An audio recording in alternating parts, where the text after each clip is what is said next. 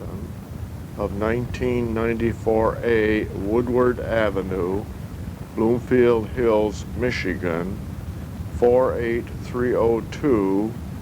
Doc's phone number is 1-800-359-3284. The interview was conducted on January 25th, 1995 at the Oldsmobile History Center at 4000 North Grand River in Lansing. Others present during the interview were Judy Badgley, Helen Earley, Jason Watson, and the interviewer was Jim Walkinshaw. This is tape number 1 of 3 tapes.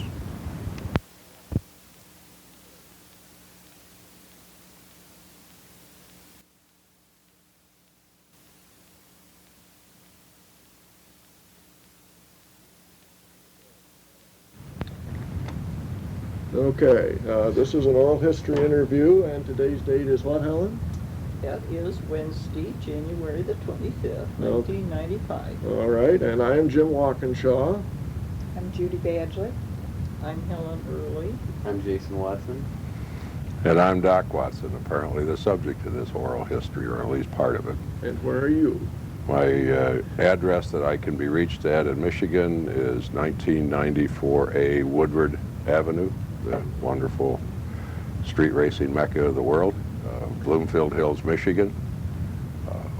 And my zip code is 48302. Does it have a phone there, Doc? 1-800-359-3284. All right, very good. I've had that number for 20 years, and Now, I can never remember it when I want to call. What we would sort of like to do is have you take us back to the start of the Hurst Olds program and just bring us forward in time and what happened, how it got started, and so forth. Well, with your permission, I'd like to possibly get a little more expansive than the Hurst Olds program, because I think there's almost as interesting a story as how I got involved with Oldsmobile. All right, sounds like a good subject. As I evolved as a designer, engineer, gopher, whatever you wanted to call me, a gentleman by the name of Bunky Knudsen was I guess, mentor, advisor. I was close friends with his son. And my whole family has evolved or been involved around the General Motors people of history. And I don't want to go off on a long tangent here, but I grew up doing, if I had any skill at all, it was the ability of doing things that nobody could figure out how I got them done.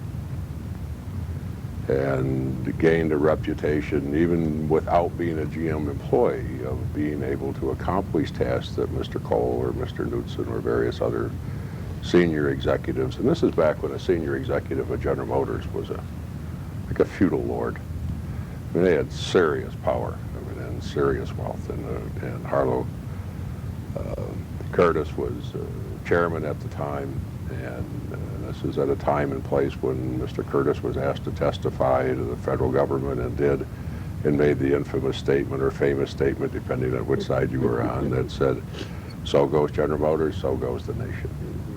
And it was true then, and it was an exciting time to grow up. And in the early 60s, there was a rather,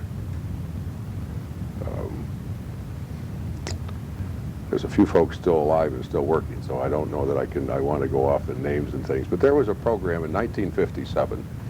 There was the Automotive Manufacturers Association, which was composed of the big three, and the fourth, and the fifth, and the sixth. Everybody that did anything with vehicles belonged to it.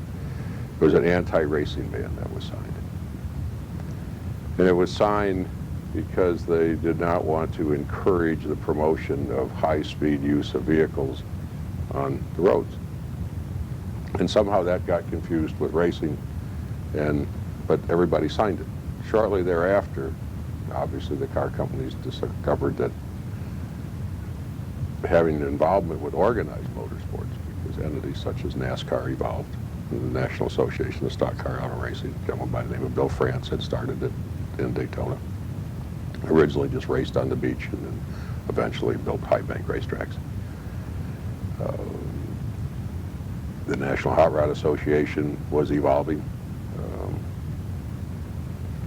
USAC had existed from the old days of AAA with Indianapolis and obviously had been in existence for some time. And to make a long story short, there were certain corporate executives that understood there was a desire to be involved with high performances. I've always chosen to call them racing activities, even though the corporation said they couldn't do that. And so there were these groups that were formed around General Motors called Super Duty groups that didn't exist.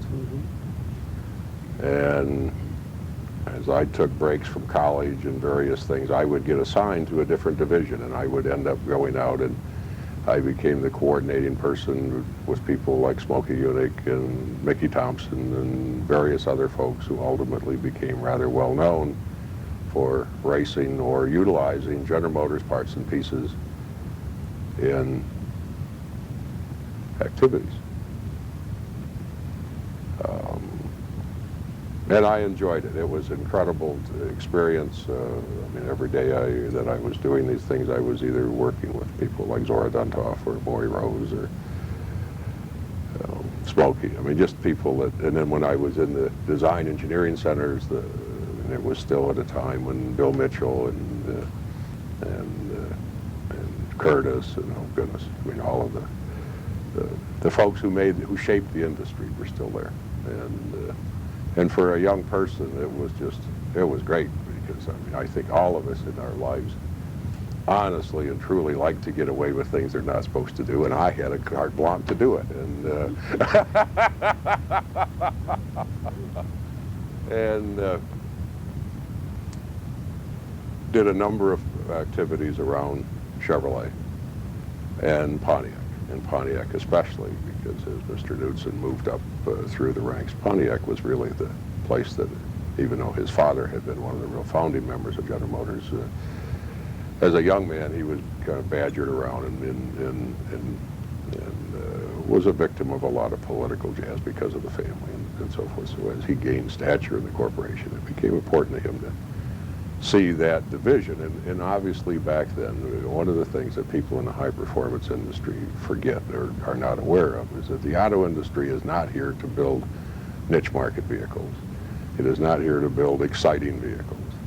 It is here to build the very most of whatever it can make the most money on.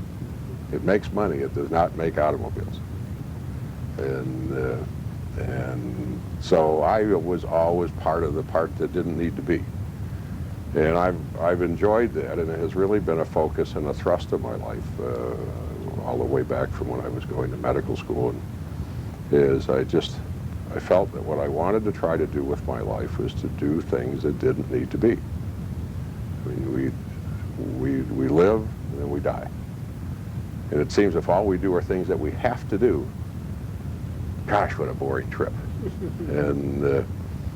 And so I enjoy doing projects and making businesses and making jobs and making industries and careers out of things that don't need to be. The high-performance industry does not need to be, but it is. And it's very successful, and it's a multi-billion-dollar industry today, and I'm proud of the very small part I played in it. But frankly, one of the things that the SEMA people, the West Coast people, will probably never understand or give credit to is the great growth of that industry came because of the ties that this auto industry gave it in the 50s and the 60s, and still does. So anyway, and I will now move towards how the Hurst Oldsmobiles and various other and sundry things came about. In the early 60s, one of the most major awards that a car company could get was the Motor Trend Car of the Year award. And they would always have their presentation at the Detroit Athletic Club. And I'm not suggesting that the Detroit Athletic Club was important in Detroit, but I think Dial of Prayer used to have offices there. I mean, it was Mecca. It was, if you had anything to do in the auto industry, you belonged to the DAC or were a member. And when there was any type of event there, that's back when the Detroit Times was still around, and obviously the Free Press and the News and the Wall Street Journal and all the publications would be there. Well, in 1963, if memory serves me correct. I might be off a year, but I'm pretty sure that my brain still works a little bit. That's 30 years ago, folks. American Motors was given the Car Year Award. And it was given the award because of safety and economy. And Mr. Abernathy, who was the chairman at the time, got up and in essence, his acceptance was capsulized in one statement. It was fitting that American Motors be recognized for pursuing the directives that the auto industry had agreed upon to pursue by pursuing safety and economy rather than participating in organized racing events that they had all agreed not to participate in. And I mean, it was the biggest thing in Detroit, New York, every place. And for the next 72 to 96 hours, it was an interesting town to be in. And they went and interviewed Henry Ford, who only Henry Ford could do this. It was the most, I still have a copy of the interview. He says, yeah, we're doing it, so what? That was end of the interview, end of the conversations, end of the, we need to do it to maintain a competitive position. It had a nice worded statement, but he said, yes, we are. We shouldn't have signed a dumb thing, and we ought to get rid of it. And then they went to Chrysler, and that was about the time that Mr. Townsend and crew had just come on board, and Chrysler was really in the tub, and nobody wanted to hurt Chrysler at all. And they came out with some gobbledygook about, well, they weren't sure, but they ought to talk to Ronnie Householder. But it was probably just some people around the company that had an interest, in that type of thing. So that didn't materialize into much. But at this particular juncture was about the time that Mr. Gordon and Mr. Donner were taking over from the old group, and Mr. Roach was, I believe, controller at the time. And they were a little bit miffed about that they could be accused of this. I mean, these were really fine, Christian, wonderful people. I do not mean to sound anything bad about these people. These were sincere,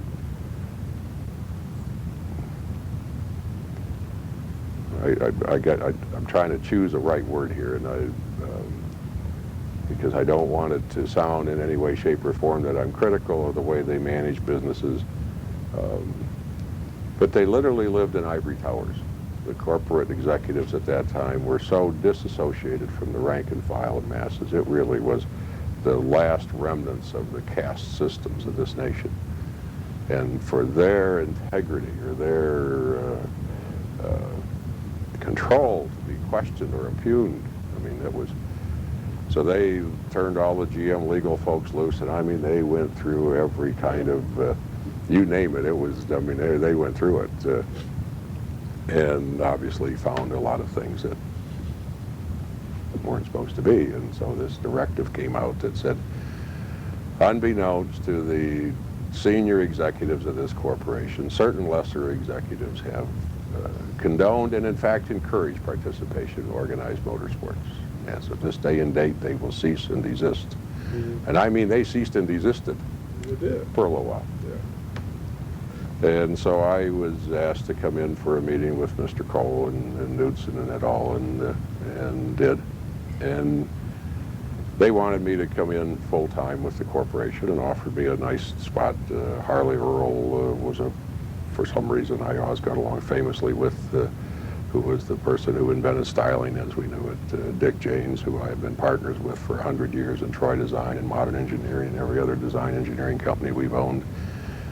Dick Janes, Harley Earl, and Harry Barr, who was the first director of engineering for GM, all came to Detroit from Cleveland as part of the war effort. And how I got entangled with those folks, I don't know, but geez, they were awfully good to me and have been were throughout their careers, and Dick Janes still is today. And I just have always tried to approach everything that I've ever done for any company I've ever been involved with to give more than I've ever been asked of. And I guess it works because everybody keeps bringing me more things. So in the course of our discussion, they had outlined how I could follow this career line, and since I had, because one of the things that Mr. Gordon and Mr. Donner and Mr. Roach, because I ended up getting into a situation, Mr. Roach a few years thereafter, could never find out is that they kept finding my name on all these different things, and I didn't work for the corporation, and they couldn't quite understand what in the world I was doing, you know. But Who were you working for? Just yourself, basically? no, what they would do is I was a separate contractor. I had they had me form a design engineering company. All right. As that entity, I had the rights to use parts and pieces wherever I wanted to. And then when they called me in for an interview, they wanted to know why my name was on there. I said, because they shipped me those things. Well, what did you do with them? Well, that's for me to decide what I do with them. I mean, that's, well, how come you never paid for them? I said, they never billed me for them. I don't know what, you know. But more importantly, nobody else got hurt. In other words, it was what was done was done. And so at that particular time, from about 1961 on, drag racing was beginning to really emerge. Street racing was obviously terribly big in the 50s, and something that we obviously did not want to encourage, but knew it was there. And frankly, well, we'll just say that it was out there. But in the 60s, organized activities were, and we really knew that the thing that impacted the car dealership more than circle track racing was drag racing. Because that person who was working in an assembly plant or working, that blue-collar worker that wanted a vehicle, who was a wrench, who was home working on their vehicles, had such massive influence in their neighborhoods of how people made buying decisions and what they did, is that the reason that we built vehicles and race programs and added those things was to influence that person who would then influence a much larger buying. And that seems to somehow have been lost on the folks who have all got MBAs today, but it still works. And I can show you some folks at Chrysler are doing it very well right now. But in the course of our discussion with Mr. Knudsen and it all is, I said, you know, since '61, I've been working with a couple of folks, and I have an interest through my design engineering company with this company that's called Anco Industries, and we've just recently changed the name to Hurst Campbell, and we have these shifters that we're using in all the Super Duty vehicles. And I said, you know, I got a guy with this company by the name of George Hurst, who is the second coming of P.T. Barnum. I mean, he is great. He loves to get out and promote things, and he is just a special person. And they've asked me to come on board, and what I'm going to do is take my design engineering company and set up an OE contact operation, because of some of these other vehicles. We were working on what became the GTO. We were working on what became the muscle cars, and with all of the different divisions, Chevrolet, Pontiac, Olds, Buick. Actually more with Buick, believe it or not, at that time than we were at Olds. Because that was back, Mr. Wolfram was still here. Mr. Wolfram didn't even like when I hit Lansing. I think they used to have guards at the border, you know. Oh, really?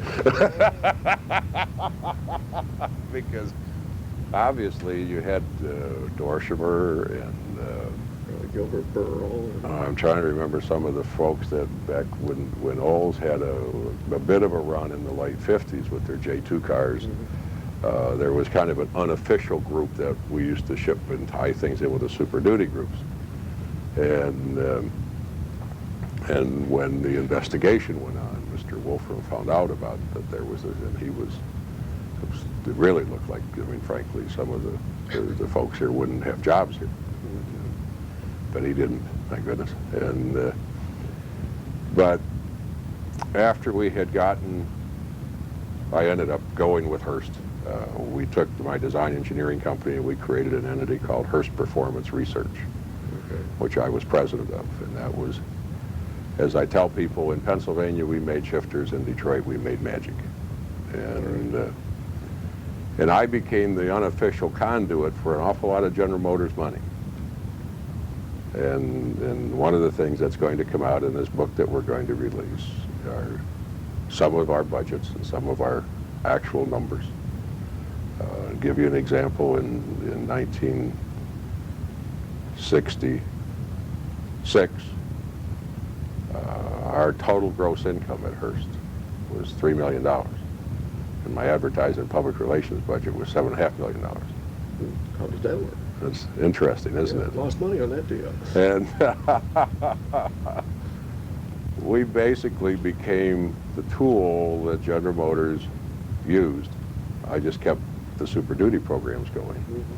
But in essence, became the means and mechanism for the divisions to accomplish things that they couldn't do otherwise. Were you still dealing mostly with Pontiac and Chevrolet? Yes, at that time. And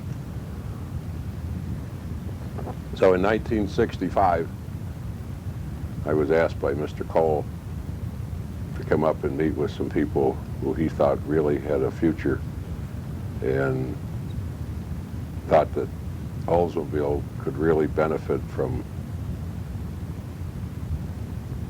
a change in its image and its attitude, since Mr. Wolfram was going to be leaving. Mr. Metzel was more of an engineer. But Ed didn't think he was going to stay very long, and that there was this young fellow that was just really rocketing through the place. And he said, "Doc, you're going to like this guy because he's as crazy as you are." And that was obviously a guy by the name of Belts. And from the first day I met John Belts, I mean, we were kindred spirits. I mean, I came up to this town and met that guy, and there was a guy who had just transferred over. He had just come on as a senior project engineer by the name of Bob Stemple.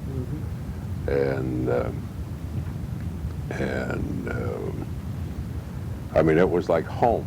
It was the most amazing thing. I had never been, because my job basically was to never get personally entwined in things. I was to define what our objective, what are we trying to accomplish, meet with all of the people, bring in whatever marketing data, determine whatever project program, whatever limited volume vehicle, or how we were going to impact the production arena and what we could get through an assembly plant.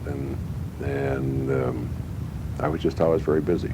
And I was always intrusive wherever I was. I could fill 10 of your tapes up on some of the terrible crises that I created around assembly plants over the years, with everything from holy frame Pontiacs to aluminum sheet metal. We physically built those cars on assembly lines, in assembly plants.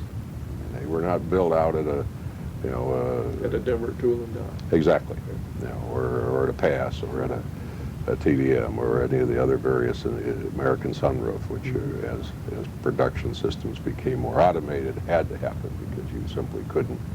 You know, when we did these early vehicles, everything was done by hand. And the only thing that was mechanical was the body drop. Yeah. Sometimes that wasn't done too mechanical.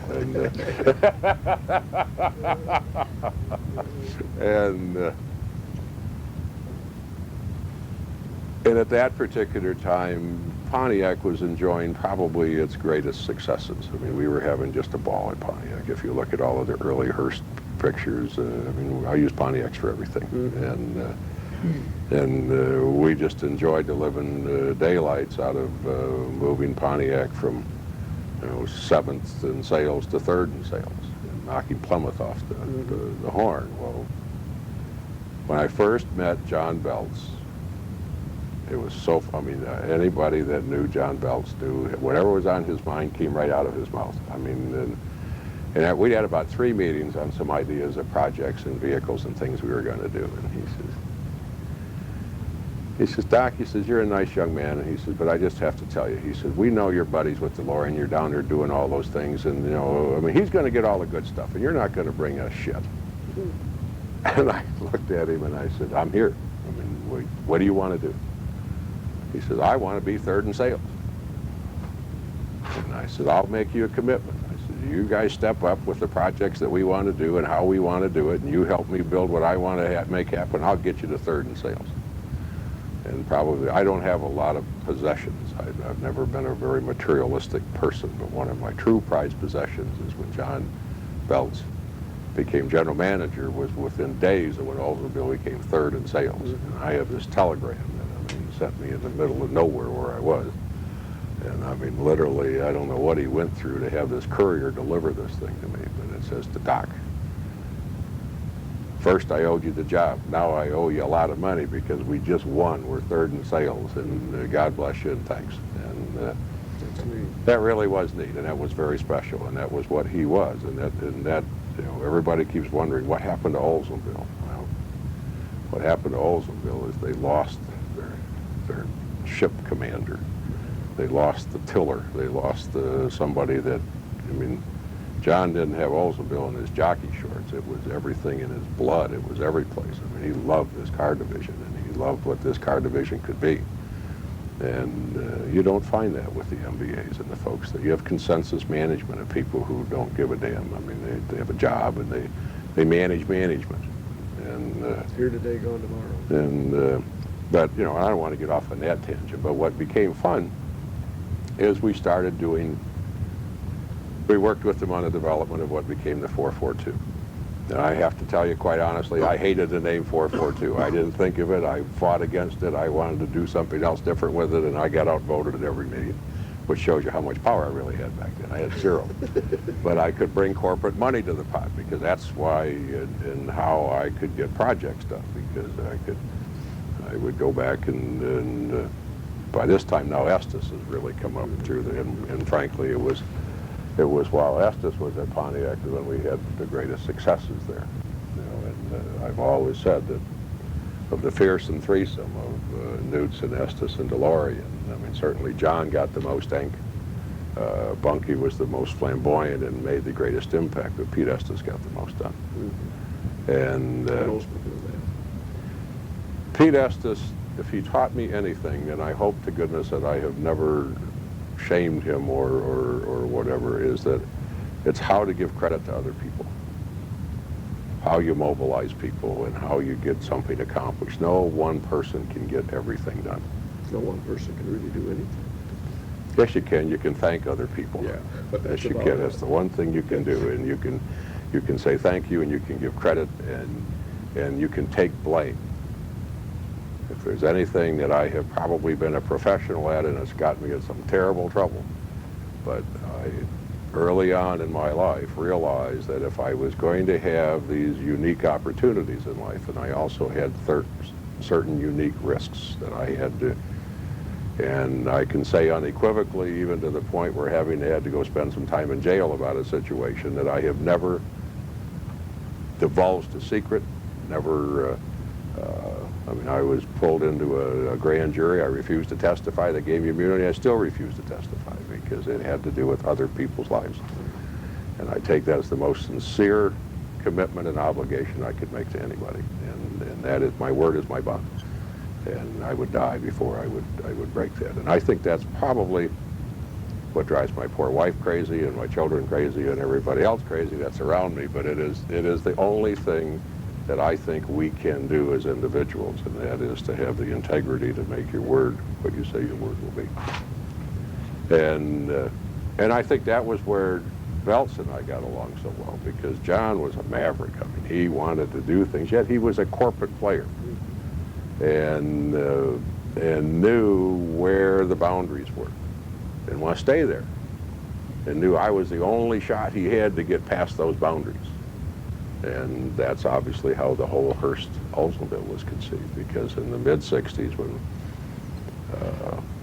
Ted Lucas, who is the Circle Turns, is back doing some projects with us, even though he's retired, and you know, he's as ornery and wiry as he ever was. He's, like myself, gotten older and fatter and poorer, I guess. I'm not sure which of those comes first, but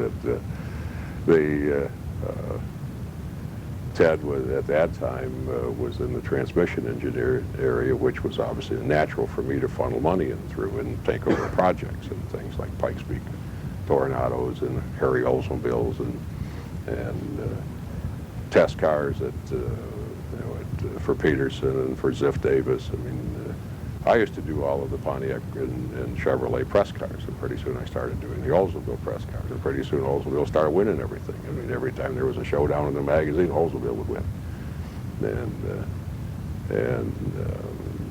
You know, I learned early on in life it takes an awful lot of effort to even fail. It doesn't take a whole lot more effort to win, and I love winning. I hate losing. You have no idea how bad I hate to lose. And fortunately, I was young, and I had a group of people around me who, we just outworked people. I think we not only had the intelligence to do things right, but we just, I mean, people just cannot believe the hours that the folks that Dick Chrysler, who just is down there enjoying the Great Revolution with Gingrich and Rush Limbaugh and whatever. I mean, I hired as a 19-year-old kid. How many people did you have in your organization at that time? Depending what jobs I was doing. But as a core of my Hurst Research Center, I had 22 people. 22. And of which the majority were either engine builders, chassis builders, vehicle fabricators of some type. And then I had 4 engineers that actually believe it or not, did shifter business. and designed shifters into the various cars. Because I also did an awful lot of work with Chrysler. We built all the Hemi Darts and Barracudas, was very instrumental in the creation of what became the Roadrunner. Worked very closely with Arnold Steckling and Cahill and all of those folks. And it was actually done with the approval of the top executives at General Motors. Because at that time is when GM had 67% of the market and was being threatened literally every month with being broken up. And so they knew that if Chrysler failed, they were in big trouble. So, unfortunately,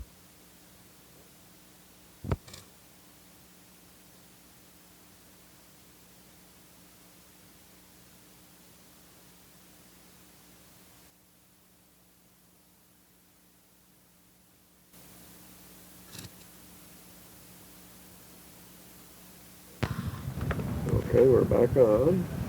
fortunately for me, when I first met George Hurst, he, in one of his early efforts, he and Bill Campbell had a little company. Bill worked for a company called Heinz Manufacturing, and George was still in the Navy at Willow Grove Naval Air Station. And they did engine swaps. That's how I first met them. And they were building a bumper guard ornamentation. It was called the Van Auken bumper guard, and they were real popular on some of the earlier Fords and things, and they were building them for Volkswagen. And Volkswagen decided to internalize it because they were so popular, and all of a sudden, because they didn't have a patent or anything on it, and that's why, from then on, every time George or Bill and I ever did anything, why we always had such a good hookup, is that I don't like just doing things that anybody can do. I like doing things that require some extra effort and possibly some extra capital, and more than likely can be patented, so that you have some control of what you're doing. That's how you control the things that don't need to be done. So when everybody else decides they do need to be done, then you can say, wait a minute, you have to pay me a licensing fee to do that, because the bottom line of all this is you have to have the dollars to accomplish the tasks. But George had gone to Ford Motor Company to sell the bumper guard idea to, along with some other things, and was treated terribly rude. And so when we started working on shifters and things together, he just did not want to do anything with Ford Motor Company. So it was easy for me. I mean, I cheated a little bit because I didn't even have to convince him we wanted to go beat Ford with everything. And again, as we built the Hurst organization, the thing that worked very nicely and why it made sense to work with Oldsmobile and Pontiac and other groups is that the shifter that we sold to Pontiac for $10.97, I sold to Gratiot Auto Supply for $48. Now, would I rather sell more at $48 or more, which is why we would never sell input shifters in Chevrolets or Fords. Now, the aftermarket for Mopar products, or Dodge, Plymouth, Chrysler, you could put on the head of a pin and have room for everything. So it didn't matter what we did there. And if the truth, and one of the things that will be in this new book, is Hurst actually sold more shifters and did more dollar volume and more projects in physical business with Chrysler than it ever did with General Motors. And yet certainly is more known because of the GTOs, 442s, GSs, and various things. But what made sense is that as we promoted Pontiac, Olds, and Buick, they were the largest single profit-making center for General Motors. So they loved the tie back and forth, and it justified giving us the money to do the things that we did. And it was a perfect thing for us to grow. And at the same time, we could sit down with all of our aftermarket jobbers and WDs, which literally that industry did not exist either. We created everything from the Performance Warehouse Association on through to the jobber associations and things that exist today.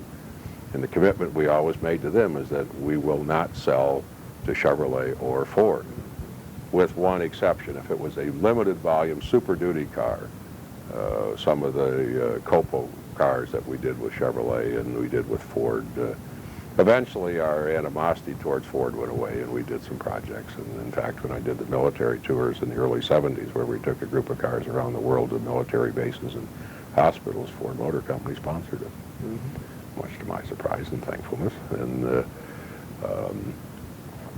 but as we began to do these projects in the mid-60s, and there was this groundswell of interest up here of doing something that Pontiac couldn't do. Was Belt still driving that? You know, John at that time had just become chief engineer. He was not general manager yet. Right. All right. And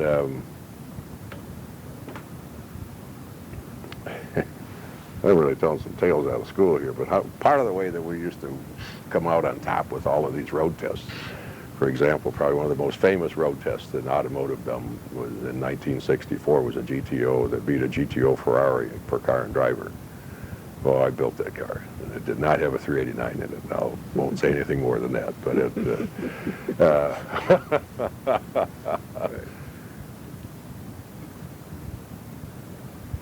Number of the Oldsmobiles that the 442 stood for 400 cubic inches, 4-speed dual exhaust.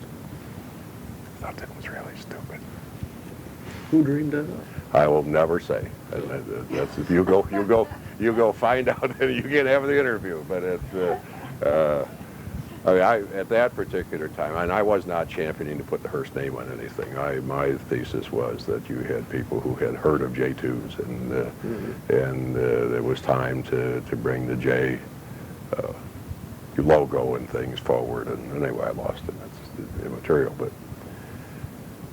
We would take out 400 cubic inch engines and we would put 455s before the 455 existed, you know, and unfortunately none of the magazine people had the intelligence to take a P&G with them. And when we did show up at one, we always had a spare engine, and we snuck the cars out, and we, believe it or not, we took the number 1 hole and number 6 hole and made them the same stock diameter, so when they P&G'd the first hole, it would come out stock, and yet the rest of the engine was actually when we overboard those holes, we were actually running about a 462 at the time. Anyway, one of the things I learned from Smokey Unick very well is that Smokey taught me you don't ever build a race car against your competition. You build a race car against a rule book. Okay. And you never cheat. You just have serious disagreements with the people that wrote the rule book. That's all. I see. And I learned that well from him, and that's why Smokey is such a wizard. I mean, Smokey he's always 10 steps ahead of everybody else, because he just, his focus is what needs to be done, not what everybody else is doing. And that's a gift that he gave to me that I think has given me the means to do a lot of the projects that we do. I don't get caught up in the tumult of other gossip and other things that people are saying and doing, or the phony leads that people give you because they want you to go the other direction. And we get very focused on what's the objective, and that's what we go find the answers for. So anyway, as we're doing these various projects, we're using engines that are a different size, and we're finding this bore-stroke ratio that we really like. And I knew that there was a corporate edict that would not allow over 400 cubic engines in A-body cars. And we had done, the little Z28, which had a 302 in it in the Camaro. But we had also worked with, about that time, I was working with a fellow by the name of Jim Hall, and we were doing some unique Can-Am cars, and had become partners with a fellow by the name of Bruce McLaren. And in the course of all of these projects, there was a real desire on Chevrolet's part to release some 427 Chevelles, and they were stopped. And they had to release a 396 Chevelle. They could not release the 427 Chevelle. Well, that kind of gave me an idea. Now, here you got Oldsmobile, new general manager coming on board, all sorts of things, crazy chief engineer. Car division floundering somewhere between 9th and 10th in sales. I mean, Oldsmobile was in bigger trouble then than it is now. I mean, had the most allegiant customer base of any division or any car company in the auto industry, and every year it lost sales. And the problem was they were not conquesting sales. Their customers were dying, physically dying on them.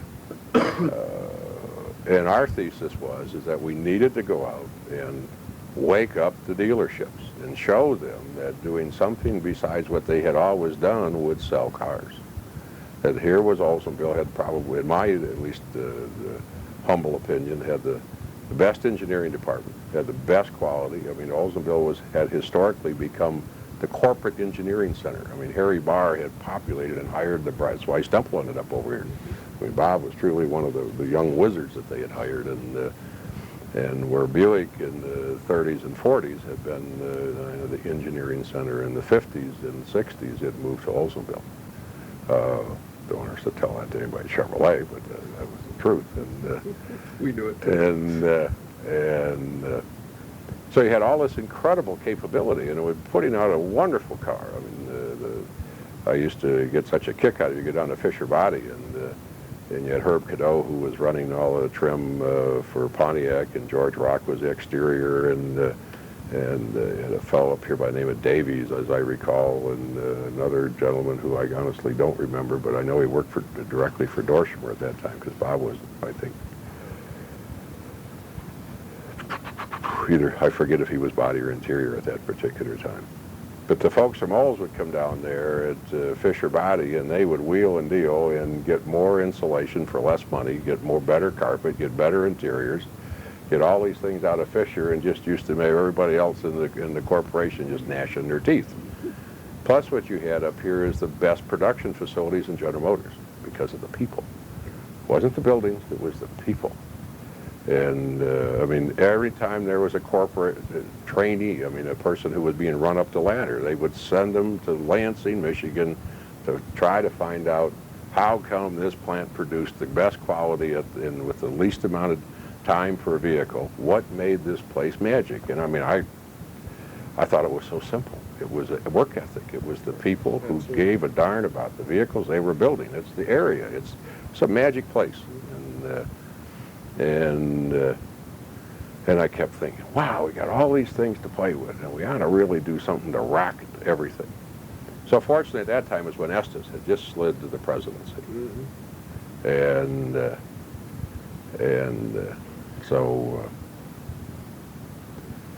I went and sat down with Belts and had physically built an idea car.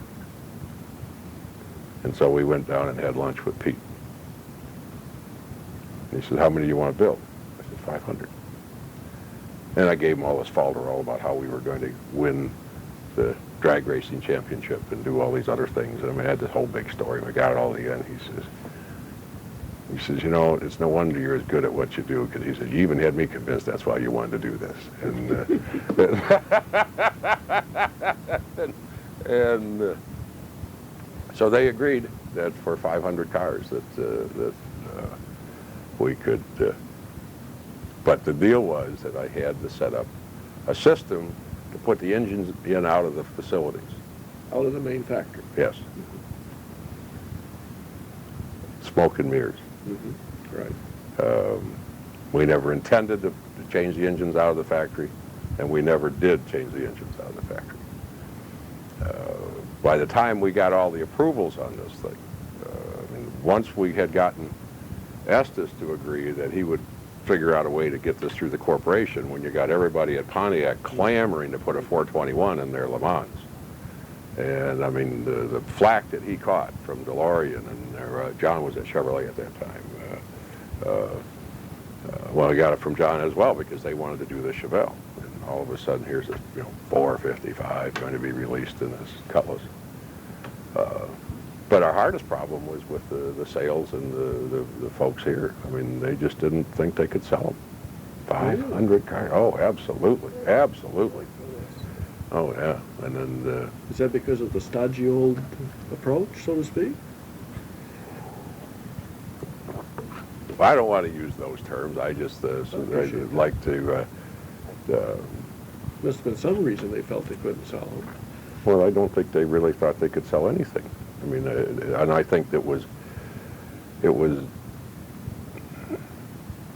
it's like right now with Oldsmobile. Who are they? They lost their life. What are they? We lost our life. And you had people who had done a great job continuing to maintain that. I mean, an Oldsmobile, I mean, you couldn't tell an Oldsmobile from anything else out on the highway. It had a nondescript front end. They began that movement towards the so-called dual grill thing that just was a blob. I mean, it didn't.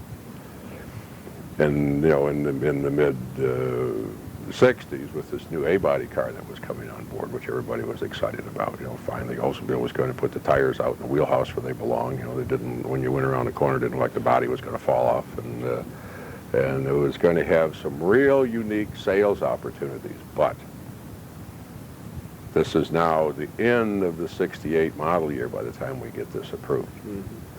I mean, we were within weeks, days, literally, by the time we got going, of plant shutdown.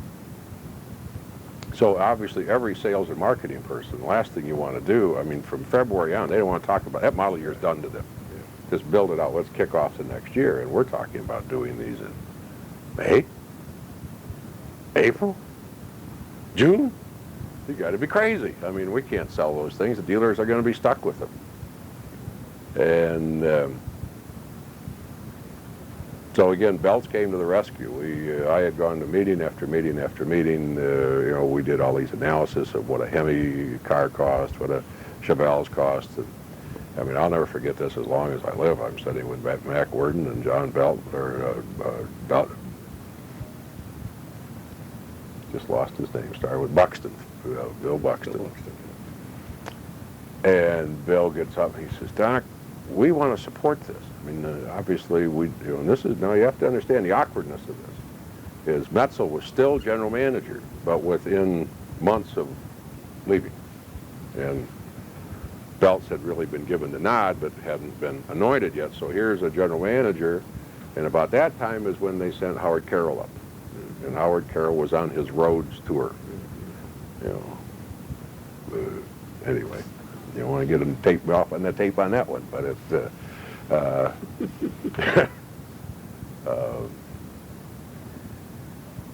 so Belts had some unique, this project had some unique holes that any one of which could have killed it. And so I had met with him on Monday, and I said, John, we're in trouble. I said, what's happening here is that we've got the world's ultimate efficiency expert who's in here from the corporation, who is actuarially probably one of the brightest people I've ever met in my life, and when it comes to people, has no concept and has no idea why we're doing this and could care less. And I don't want to put your promotion in jeopardy if he's making noises, because there's a lot of other people in that corporation besides Pete Estes. And he's, don't worry about that. He says, by the time Carroll figures out what's up here, they'll have him off in another division. He says, let me tell you, he says, a good general manager can't hide $8 million around here. He says, they're not worth their salt. I mean, that was always my favorite statement with him, if you can't. And God, he was neat. And so Tuesday morning we called a meeting, and we got all these players and everybody together. And so, I mean, it was a very candid meeting. It was no screaming, shouting, whatever. It was just everybody voicing their concerns. Mm-hmm. And so John says to Mac, he says, how about if we send out a red release today? And back then, a red release that hit the zone, it didn't matter what was going on. I mean, you dropped whatever you were doing, and you did what was on that release. And he said, let's send out a red release today. And if we don't have at least 150 orders by Friday, we won't do the project. He says, is that fair enough, Doc? I said, sure.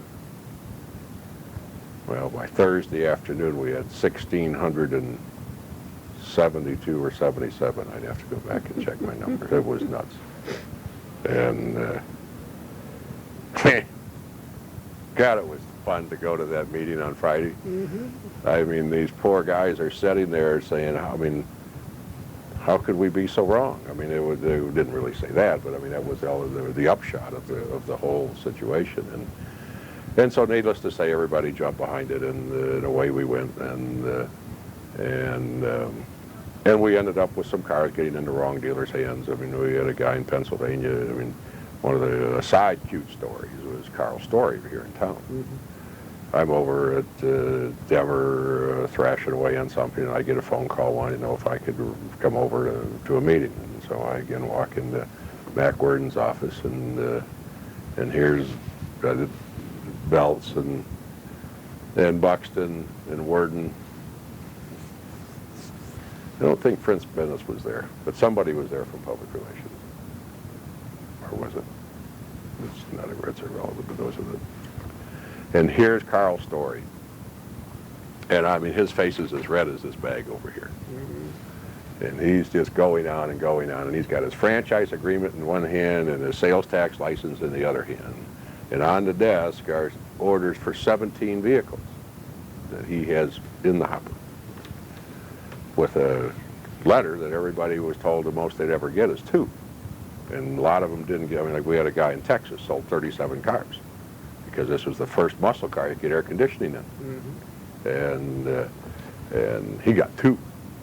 And that's who I was firing everybody's cars to. And, you know, and that's why I always get such a kick out when I hear from, you know, stories about folks that had relatives and said, well, we got stuck with the car. They didn't get stuck with that car. They were just trying to get a bigger price out of it because this guy in Texas would take everybody's.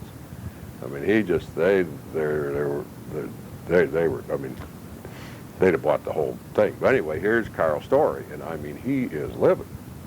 And they've got all 17 of these cars supposedly sold, which I'm sure was not true. But, and it was basically this: either he gets 17 cars, or they could have his franchise agreement and his sales tax license, he was going to sue them. There was nothing, when they wrote those orders, that said they were only going to get 2. They got the release and the way the zone contacted them. And here's the biggest Oldsmobile dealer in the world, right? Because of all of the prompt cars and everything else that go through. World's largest and finest. And so anyway, the question, Belts turns around and he says, Doc, can you do 15 more? And I says, we haven't got any more red wheel wells. Because that was John Belts' contribution to that project. That was a total surprise to me. When I had done the first proposal car, I had painted the wheel wells. Oh. And I had said to him, I said, I wish to goodness there was some way that we could get into the plant, knowing that we weren't going to change the engines as we got further down the line with the thing. And I forget the gentleman who was the director of engineering purchasing. Ken Knight did that. Okay, He wasn't engineering purchasing. We made those in-house. Okay, because all I remember is when I walked up to the patio to see this, and John's got this shit-eating grin on his face, and I opened that hood and I could have kissed him. In fact, I might have. I'm not sure. I mean, that was great. I mean, that was just and it has proven to be probably the most troublesome thing to a person who ever wanted to make a phony one. But the sad thing is that 12 of those last 15 cars that went out the door did not have red wheelhouses on them. Yes. Yeah, we had enough that we put in 3 of them. And then the convertibles I did that year did not have red wheelhouses in them. So there were some that made it without. There actually were, and that's why when I go to events and somebody, you know, particularly years ago, would say, there's somebody over here got a, you know, and we never kept track of the VIN numbers that went to the things. I mean, at that time, frankly, with what we went through to do that one, the thoughts that there'd even be a 69, I didn't even want to think about, because, I mean, oh, God, it's a good thing I was young then. How did Demmer get hitched up in it? Well, it was a combination of things. I had met John before. John has always been a vendor to Oldsmobile. Obviously, as anybody knows, when you're a major vendor, you like to make folks in engineering and purchasing happy. And so when there was no money for projects, somebody would truck over to Demers and say, John, what do you think about putting an F-85 aluminum block engine in the front of your airplane? Sure, let's do that. We'll try that. And John was always the unofficial person that they would go make a drag car out of. And had a couple of the folks that worked in engineering garage that would drive the cars. And John would pick up the tab for the things. And it was a nice two-way street because they'd make sure that John got work that, frankly, nobody looked real close at how much got charged for it. And it's just the way things have always been done around the industry. So, and John had this incredible desire to be a Hurst Performance kind of a company. I mean, he had spent his whole life in the tool and die and, living at the end of a purchasing agent. In other words, when there's jobs to be had, you had jobs. When there are no jobs to be had, you can't wish for one because there isn't one there. Versus a company that manufactures and markets its own product. Granted, when the economy goes down, you're going to certainly get hurt. But if you're a smart marketer and you can find given market areas, you can probably continue to keep I mean, even in the worst recessions with the Hurst company, we always got bigger. Probably got stupider too, but we got bigger. And so every time that I would come into town, or John was always got any projects we could work on. I mean, he loved those types of things. And when I knew I had to set up some kind of an outside operation, obviously my shop's facilities were in metropolitan Detroit. I didn't really want to haul those cars all the way down to metropolitan Detroit and back again. And John had just gotten a rather sizable job with Fruhoff to build an automated line for assembling trailer beds for the big over-the-road. And this line was an automated line that would take wood and steel and things, and he needed some really enormous space to do it. And the old Lansing Iron Foundry came up for sale and was full of silt. And I'll use 3 tapes if I tell you that whole story, but I stumbled across a project when they were starting to put 475 through. They found a great big peat bog and they needed something to fill it up with. And so I wired the deal to get rid of the silt, and so instead of having to pay an enormous amount of money to get it out of there, the state did it. And so then we redid the back section of the building, and that became the conversion center. And what was nice is that John was already a Tier 1 supplier to Oldsmobile. And so we didn't have to change any vendor codes. It was something that had created it. When Belts and I took the thing down and showed Pete what we were doing, that the story was going to be, and I made up this story about having built one for George, and we were, replicating it. I mean, that was all, frankly, pure BS. I mean, none of that was. But it sure made good ink for a lot of years. And because he needed something to quiet the other divisions. I mean, because again, now Olds is still rattling around down there in 7th and 8th in sales. I mean, they're not really lighting the world on fire in the mid-60s. And, timing is everything for success stories. I think the Hurst Oldsmobile and the 515 cars, and right after that, the kickoff in '69. See, I wanted the original proposal vehicle I did was a white and gold vehicle. The actual proposal vehicle that I did was black and gold. That had the wing and the different grille and the other things. Because John, when he saw the white and gold car, just said, "Whoever got that through up here," he said, "that looks like a circus horse, Doc." And he says, "People up here will pee their pants." And his exact words. Sounds like something he'd say. He is. I mean, he just. And I said, well, look, by this time we had, this was late 66. We crashed the first aerials and I was building the second one. And I used black and gold on everything. I mean, the Pontiacs I did with Smokey, that Fireball Roberts drove. I've just always used black and gold as my colors. And so I brought them up the so-called proposal vehicle, black with gold.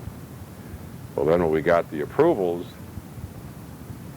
I mean, Oldsmobile built nice cars, but their black paint was trash. I mean, it was terrible.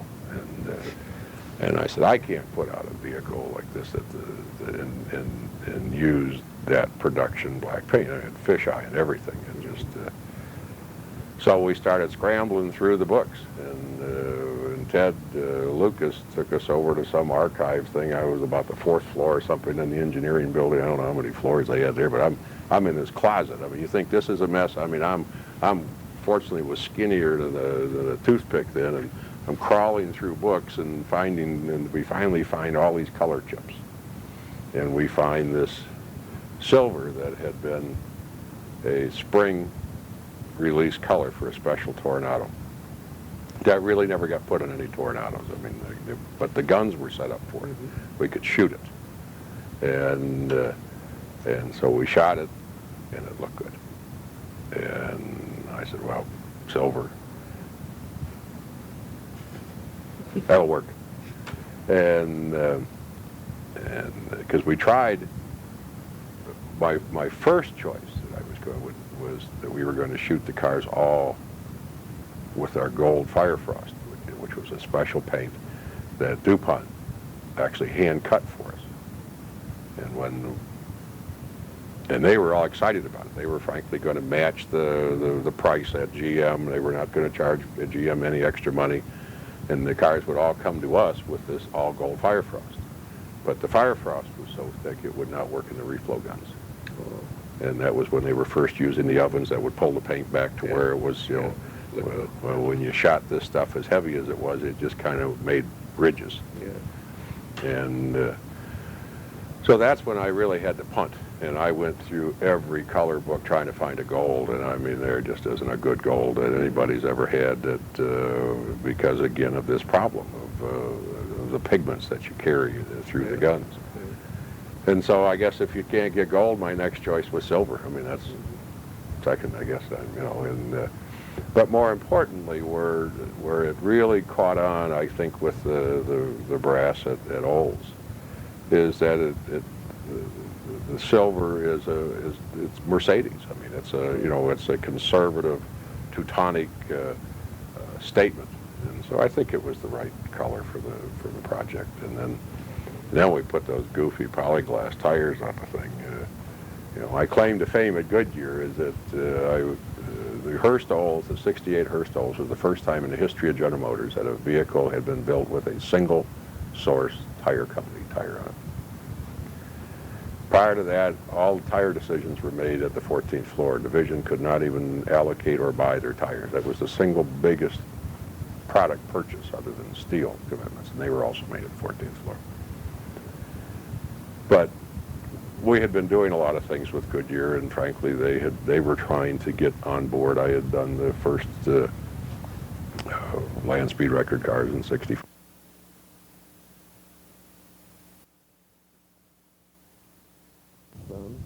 Of Bloomfield Hills, Michigan. The interview was conducted on January 25th, 1995 at the Oldsmobile History Center by Jim Walkinshaw, with others present, Judy Badgley, Helen Earley, and Jason Watson. This is tape number 2 of 3 tapes.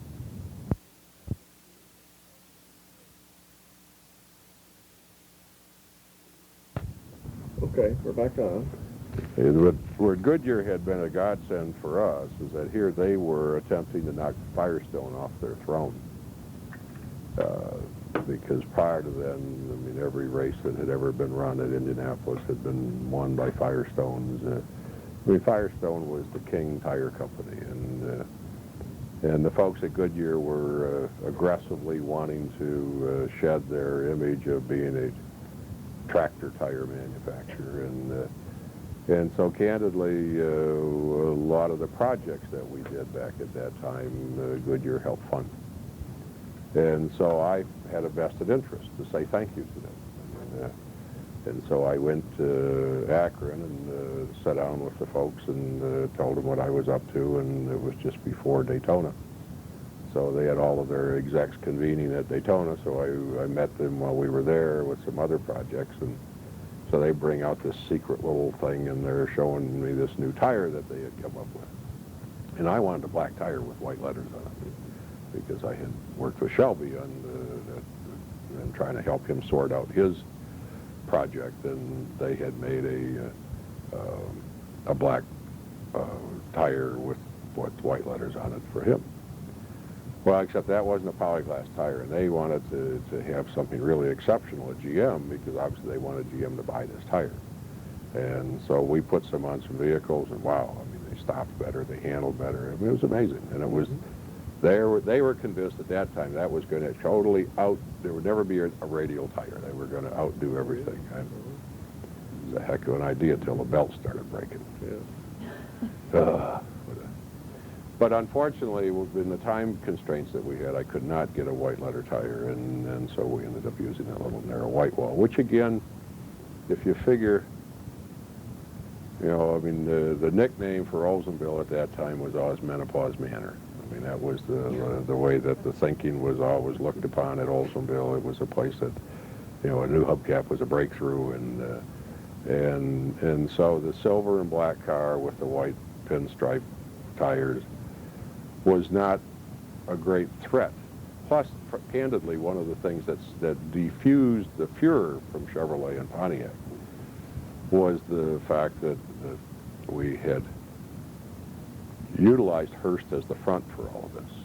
So this was not really an Oldsmobile project, and that's how Estes kind of smoothed everybody down. Said, look, you want big engines in your car, call Doc.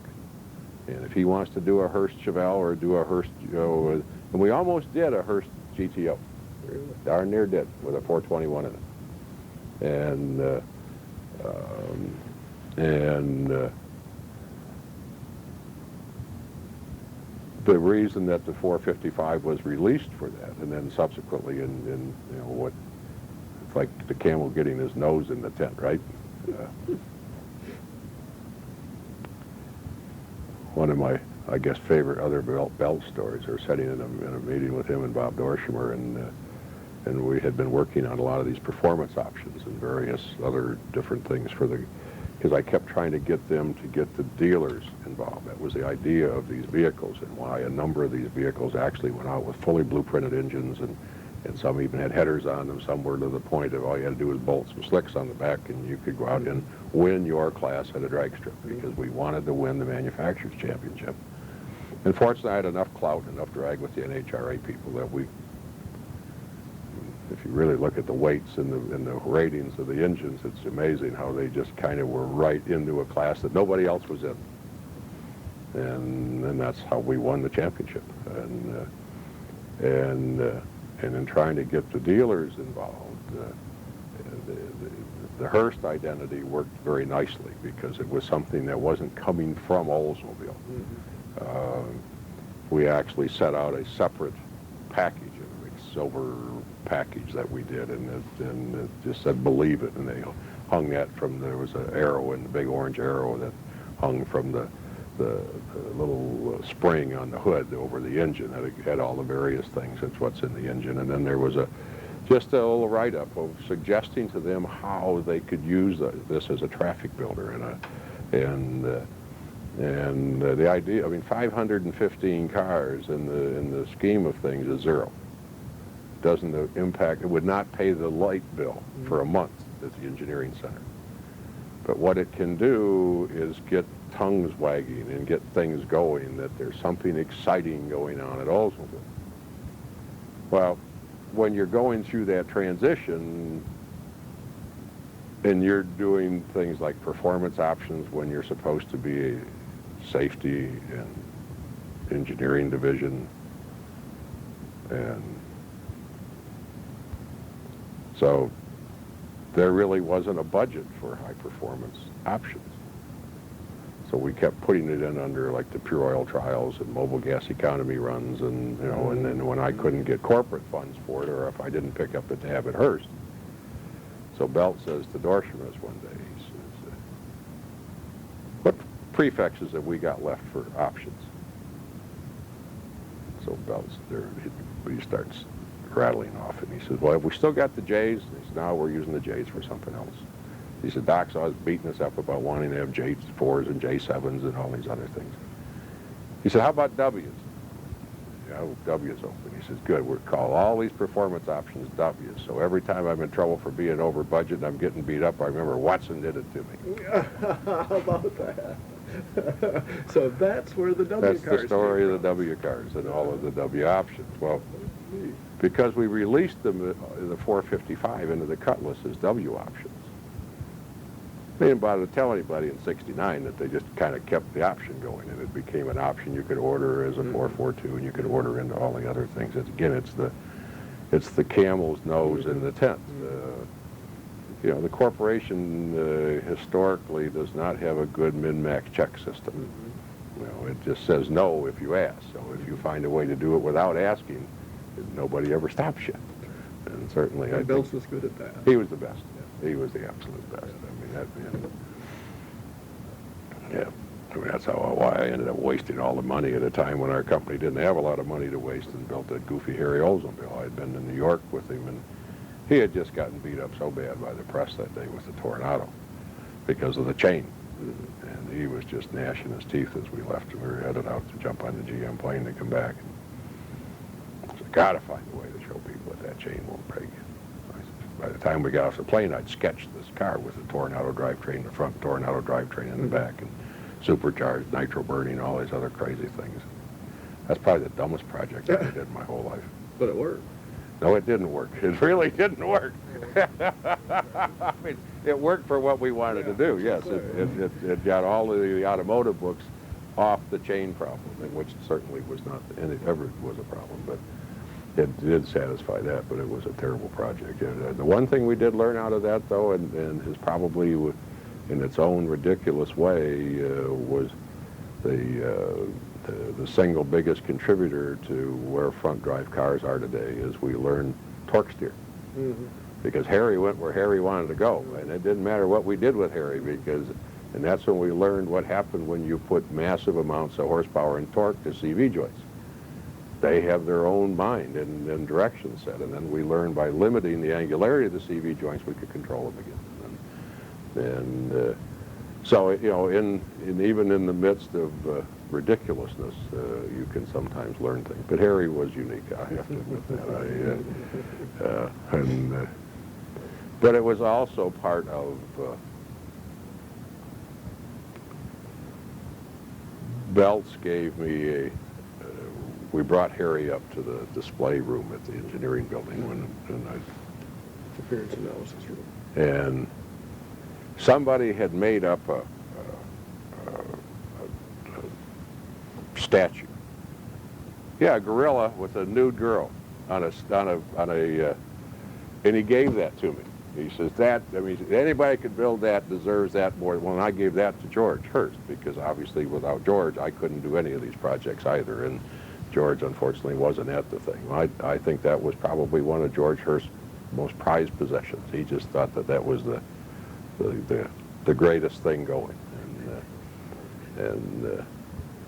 But That ended up on the car. it ended up on a car. As a hood ornament. Oh, really? Yeah. Oh, Just so you know that. initially? No, just as a one-off, one of a kind, and Belts drove it around. Well, then it must have, because he physically gave, I mean, it was mounted on a base Yeah. when he gave it to me. He either gave you the one off the car or a second one. Okay. Yeah. That was Anyhow. anyway, then we had the thing on display back in Warminster for the longest time, and it was just a great relationship between a vendor company and a manufacturing company that we dealt with, and it laid a lot of groundwork for many, many things. Some of the things that people are not aware of, although NHRA is now having Oldsmobile leave it as a sponsor, but literally since the 60s, Oldsmobile has sponsored and furnished all of the tech directors' vehicles. Obviously been very active in a lot of venues there. And A lot of the manufacturers' cops over there. well, unfortunately, the thing that happened with NHRA as far as being relevant for selling end product,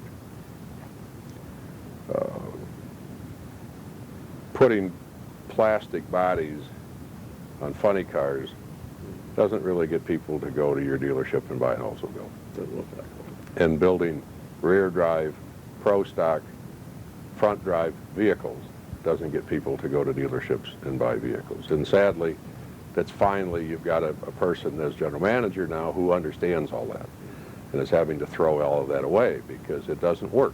That's why they've lost 500,000 units in sales.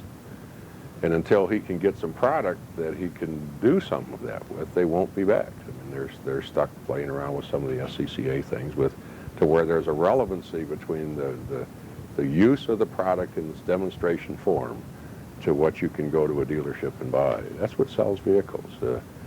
A very wise marketing guru years ago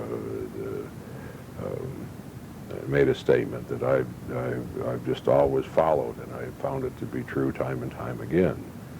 If you take a vehicle and you drop it off the top of the Empire State Building, you'll get ink. You'll be in every newspaper in the country. But if you take a vehicle and drop it off the Empire State Building and drive it away, you'll sell cars. So to do things, there's a certain amount of marquee building. I mean, in other words, Chevrolet has literally got to be involved in a NASCAR or be involved in any major. I mean, why is Chevrolet on the side of this thing? Chevrolet does not sell jet vehicles, but while we're looping Chevrolet into this, it's the world's fastest billboard. They ought to be there. Secondly, the tie is that Chevrolet trucks are trucking the record back to America. And since they don't have enough capacity to build more trucks than Ford, Ford's going to keep beating them for the next few years. Well, Chevrolet trucks can be first in the world as soon as we get the record back to America. They can't sell more than Ford, but they can be first in the world. Yeah. So it's a play. It's why do you do things? It's to bring people in that showroom and never, ever losing sight of the fact of what are these companies here for. They're here to make money, not make cars, not give people jobs.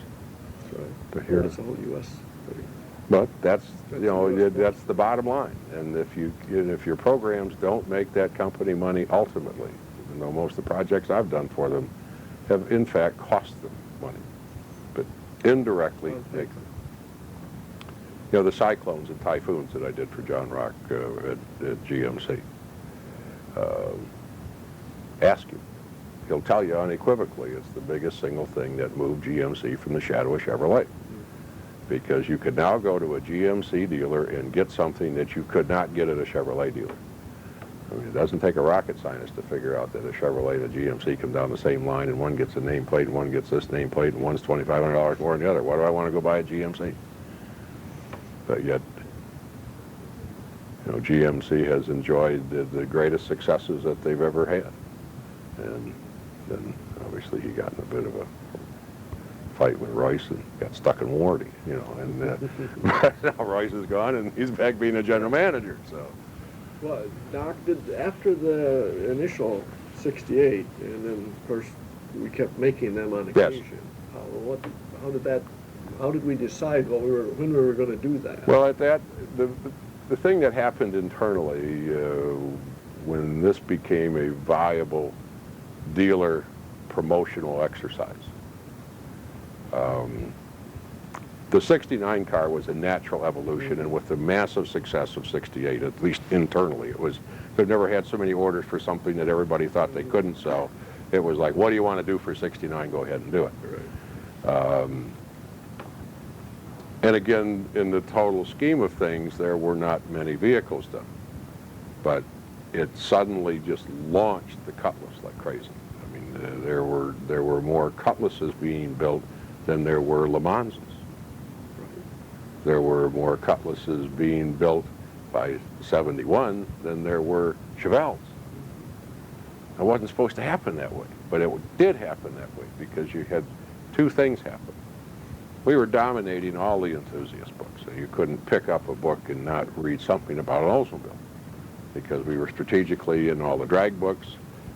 I had enough of a rapport with David E. Davis and Brock Yates and the folks who ran the sports car books, John Bond and that type of thing, and I really got invisible.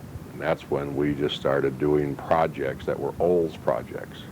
When I did the 70 pace car program, that was not a Hurst Olds project, that was an Olds project.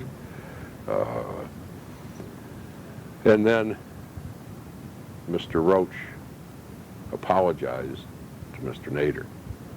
Yeah. And things really changed in the corporation. Again, suddenly GM couldn't advertise on Johnny Carson. In '69, we did a couple of cars for the Smothers Brothers. Right. And Olds was buying ads on the Smothers Brothers show. That's kind of how I snuck into that thing, and they got lopped. I mean, GM bought their way back out of that project. And suddenly all of these programs were stopped again. So that's when it made sense to go fire back up and use the Hurst entity one more time. And so that's what evolved the 72 cars. Okay. There was not much intent or desire after '69 to do any more Hurst cars. That was sort of going to be it? That was it. Oh. Wasn't any more need. The Cutlass was going off like a rocket. And that was the idea of doing the Olds Cutlass pace car for 70. I mean, if you look at the sales charts after 70, I mean, it was just it was great. But the corporation changed again. In other words, it wasn't any kind of a racing band. It was just, you couldn't go there. This is bad. This is too risque. You know, it was a corporation under siege. And this was when all of the, as soon as Mr. Roach apologized to Mr. Nader, the government bureaucracy went bananas. And within months, we had massive everything from bag sampling to crash tests. And you couldn't react fast enough. I mean, the reason that the 71, 72 cars had such terrible gas mileage is to pass bag sampling. All we did is knock the valve timing back in the engines and didn't burn the fuel. Isn't that stupid? We got an energy crunch going on, and we're putting vehicles out the door that can't get gas economy on their best day because you can't pass bag sampling because you simply don't have the time to engineer the catalyst or the other things. You can't recreate the way fossil fuels burn. So what do? You don't burn. Isn't that stupid? That's the American way. That's the way we do things, And that's why you take an old 71, 72 car, throw a cam key in the thing, and wow, you got tons of horsepower. Where'd it come from? And it actually gets better fuel economy. So, I mean, there's just, there behind every project, there are usually a lot more stories or reasons, true reasons, than what is media. And that's what reignited the need for the Hurst cars. Because it gave Oldsmobile a chance to get back and do a pace car program in '72. And the claim to fame for Hurst in '72 is that was the first time and the only time that an aftermarket manufacturer shared the name or had their name on a vehicle that was a pace car. A cute little aside story on the 70 pace car is probably not known. I like Goodyear, right? All those white little devils came zipping off the line with Goodyear tires on.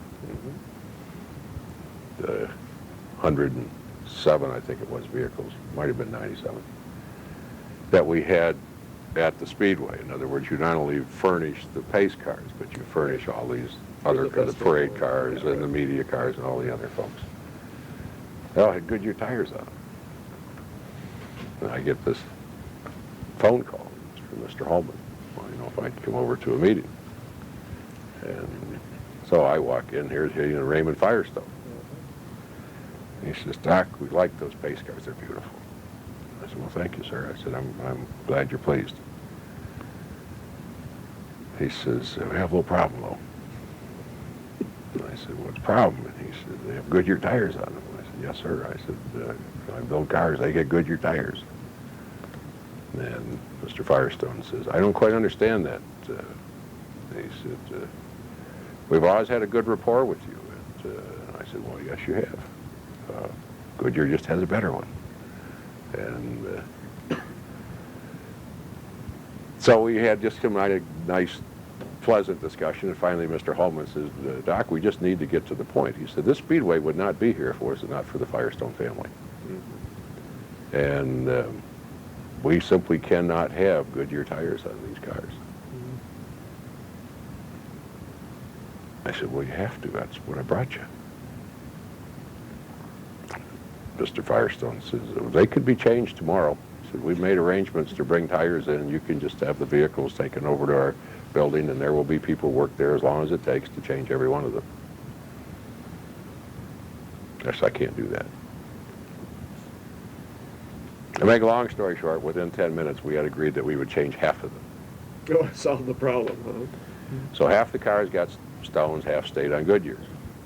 But then we had the dilemma of the pace car. And I always used to do 3 pace cars. 2 that were there and 1 that was over in our little hideaway, because we really didn't have engines and tires and chassis back then to run consistent 140 miles an hour. We literally had to build a quasi race car. And yet I had to use a convertible or some configuration close to a convertible as the basis. And candidly, Oldsmobile engines are great heat makers, but they are not necessarily like stopping, starting, going fast, going slow, being shut off, and have to be fired right back up again and go out and do what they like to do. And so Joe, I wish I could remember everybody's name, because worked in the engineering labs, the dyno labs. Joe. Jones. Yes. Yep. If that man didn't have ulcers by the time I was done with the first pace car program, it's only because he was never meant to have ulcers, because we did most of the engine development work off-site.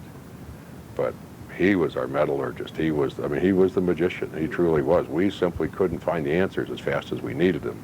And he, along with a group of his people, they had to burn midnight oil like you wouldn't believe. And they got answers for us on every one of the things. And but I always used to have a third car, because I knew if I lunched one, I didn't want to be having to change engines where anybody knew was around, and so we'd run the other car in while we'd take the car away and we'd change engines. And everybody said, geez, I thought we saw oil coming out of that. No, I couldn't have seen that, And in the meantime, we're over there yanking engines and changing transmissions, but the problem came, and what do we do with the pace cars now? Which is really because that's what gets all the pictures taken. So what we did is those tires actually don't have any lettering on them. You take a stencil and you paint it on there. Oh. And so on one car we had Firestones on the right painted on and Goodyear on the left, and the other car I had Goodyear on the right and Firestone on the left. That worked great with 2 cars, right? Now what do I do on the third one?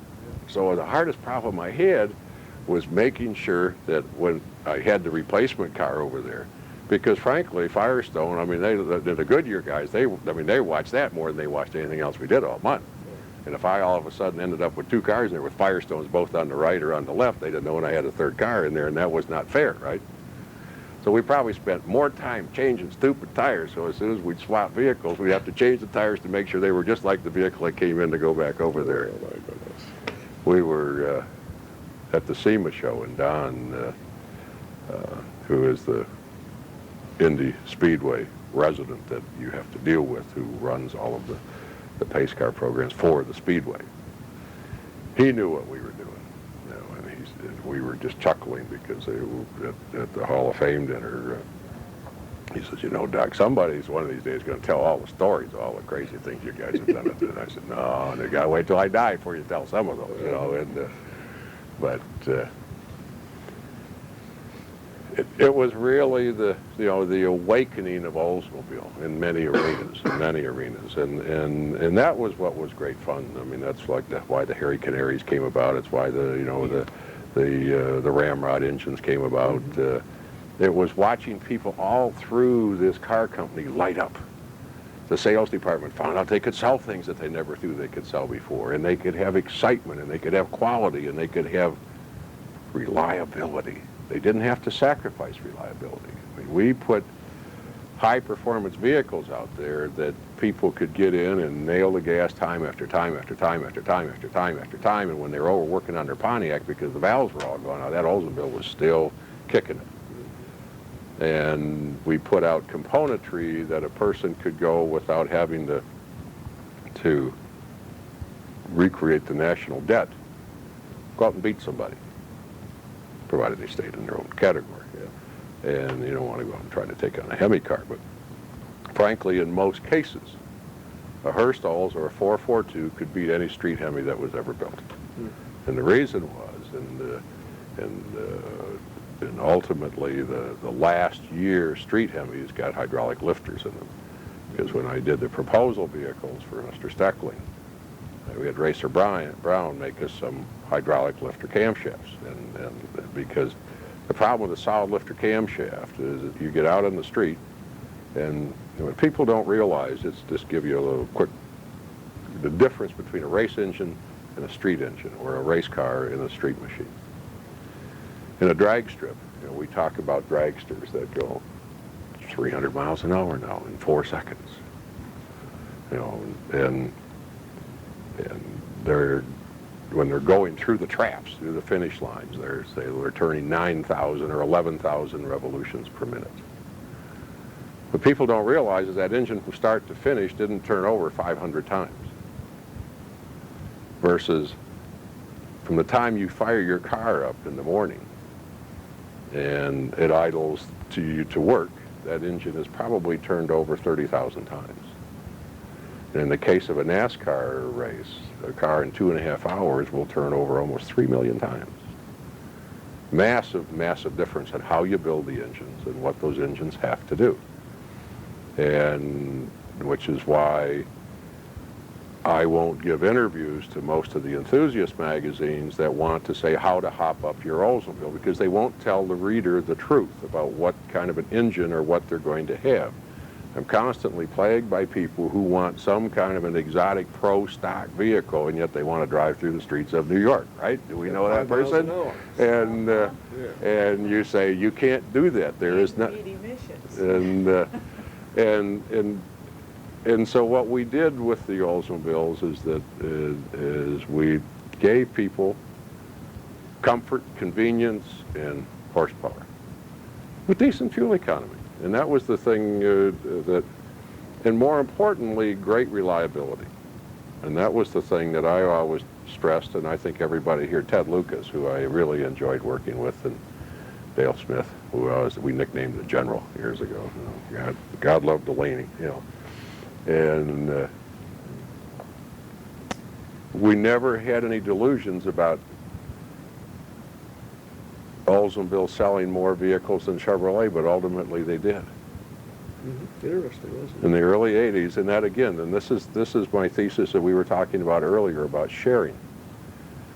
What we tried to do, anything that I had any involvement with or orchestrating behind the scenes or whatever, was to invite as many people as possible to get involved with the program. That's why even with the historical aspects of these vehicles, with a couple of minor exceptions where we've had people who I thought were putting out bad products, I've encouraged anybody who wants to make replication parts make them. Because one, there were never enough vehicles made to make it worth anybody's while to go make money at the thing, because it just isn't there. But secondly is that when you have somebody who is excited about doing something, they're going to share their enthusiasm. And that's what makes things exciting in this world, is people being enthused, not people walking around biting each other's heads off and grumping at each other. And if there's anything that I'm really proud of with all of my relationships with Oldsmobile, and what I thought that we had a little time and space, and is that we made a lot of really special people in Lansing, Michigan, and all over this country proud of what they were doing and excited about what they were doing. And man, it worked. Flat worked. And it's why when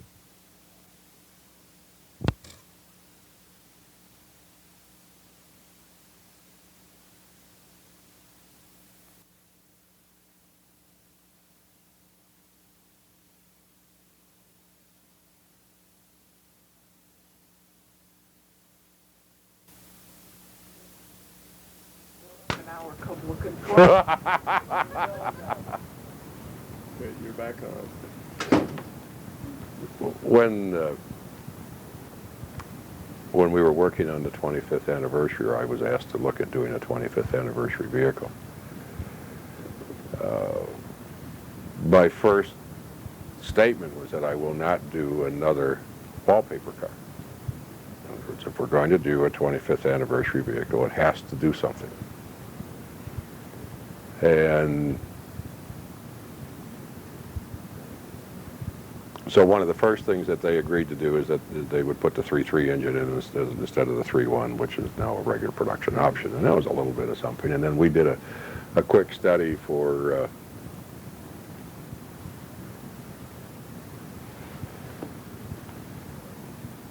who's the fellow's name that just left? Larry Lyons. Oh, okay, our general engineering director.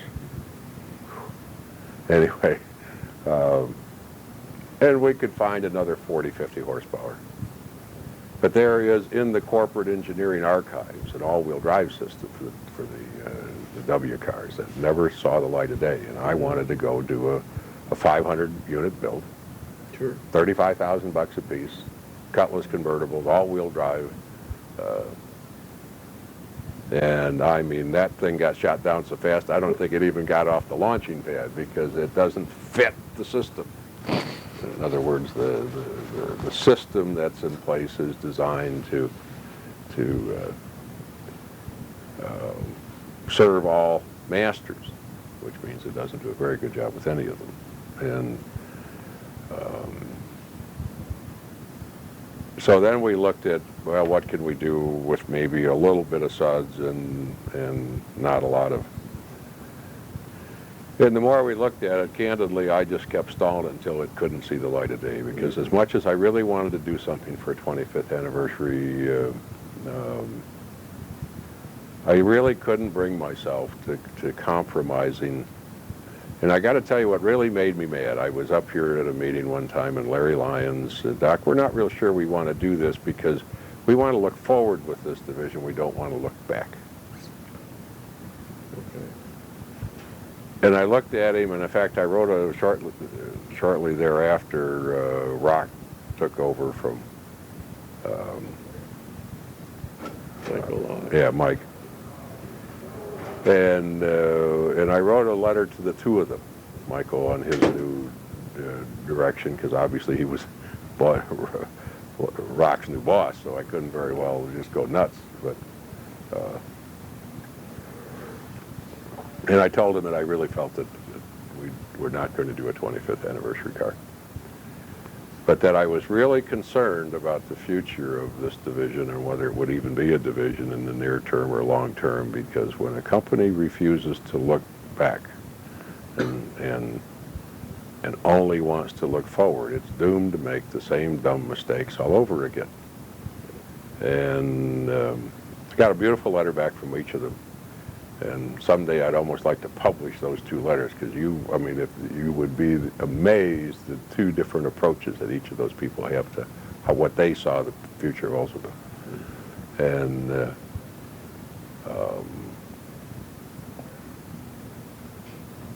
I wish Rock well with what he's doing. Hopefully he's the right person at the right time again. Did it change when Belts died? Yes. You got Baker, who was there for a short time, and then Bob Cook came. When Belts died, I guess I'll share a real confidence with you here. Nobody in the world knows this. Almost coincided with Bruce McLaren being killed. Mm. And Bruce McLaren was probably a next, other than a fellow by the name of Joe Schubeck, who I've been partners with in a lot of different things, was probably as close to a brother as I've ever had. And Bruce McLaren was one of these people who was so gifted with what he did.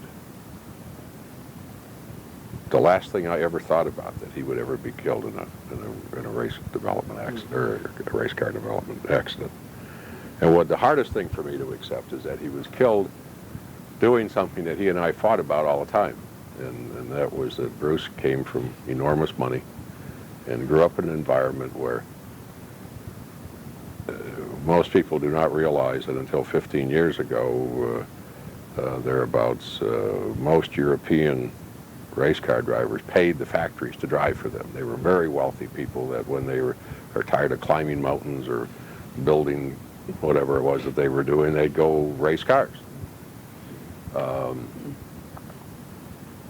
And the essence of designing Formula One cars was you put enough together to hold the engine, the fuel tanks, and the wheels and tires. And anything else you wanted to put on for safety or anything else, you'd throw it up in the air, and if it came down, you wouldn't use it because it weighed too much. It was a whole different world than here. I mean, motorsports evolved here because it didn't need to be, it needed to be. And you would pull together 10 people to go have a race, and you try to find one honest one to hang on to the $20 that each put in the pot. Then you try to go find 2 more honest ones, because you never trusted just one, to go sell tickets to the round of people that wanted to watch. And then you'd race. And at the end of it, you hopefully found those 3 people, and then you got the money. And so it was racing to do one thing. You learn real fast. If you're going to lead one lap, make sure it's the last one. That's the one you get paid for. All the rest is pure cannon fodder. But in Europe, it was a case of you raced because of the spirit of it. You didn't have to worry about making money. You didn't need money. And by and large, the works teams were all supported by their governments. That's why one of my proudest moments of the first Hurst Oldsmobile was that I get this phone call out of the blue from a fellow by the name of Briggs Cunningham, who just had to have one of these. He thought this was the most important milestone car of the auto industry. And Briggs Cunningham, to me, was the person who took America into the wars of European racing and won. And I just followed his whole life and his career, and that was truly exciting when he called that day. I thought it was somebody putting me on, because everybody around me knew that I admired what he had done and what he had accomplished as an individual, and to have him want a Hurst Olds. Wow. With a white interior. Well, that was the second one that he got. The first one was a silver and black car, and we actually built another engine for him. And that car got stolen. And so then he went out and got another car, and we literally made a Hurst Olds for it, out of it, with a white interior. Back to Bell.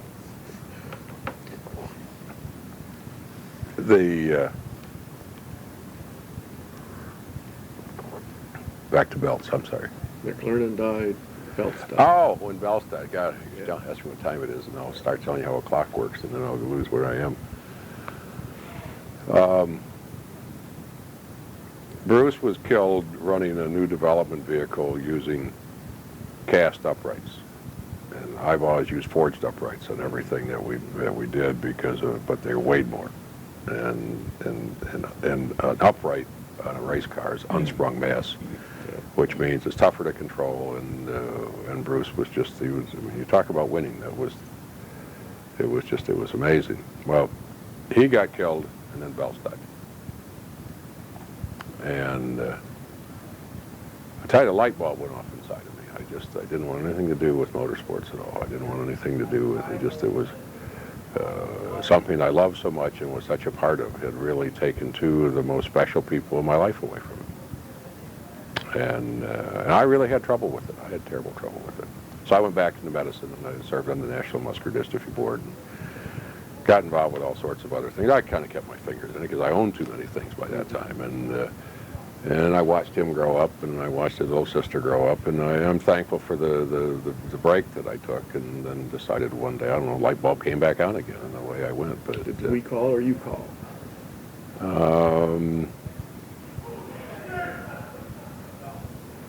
Actually, nobody at Oldsmobile called. It just came about because I was watching a whole high performance and an industry dying because of this massive government intrusion and intervention. And so I decided to get back involved in the design engineering business and make some things happen again. And so things like turbo Trans Ams and GNXs, and then I was going to do the 20th anniversary Hurst Olds. We were going to take the G cars and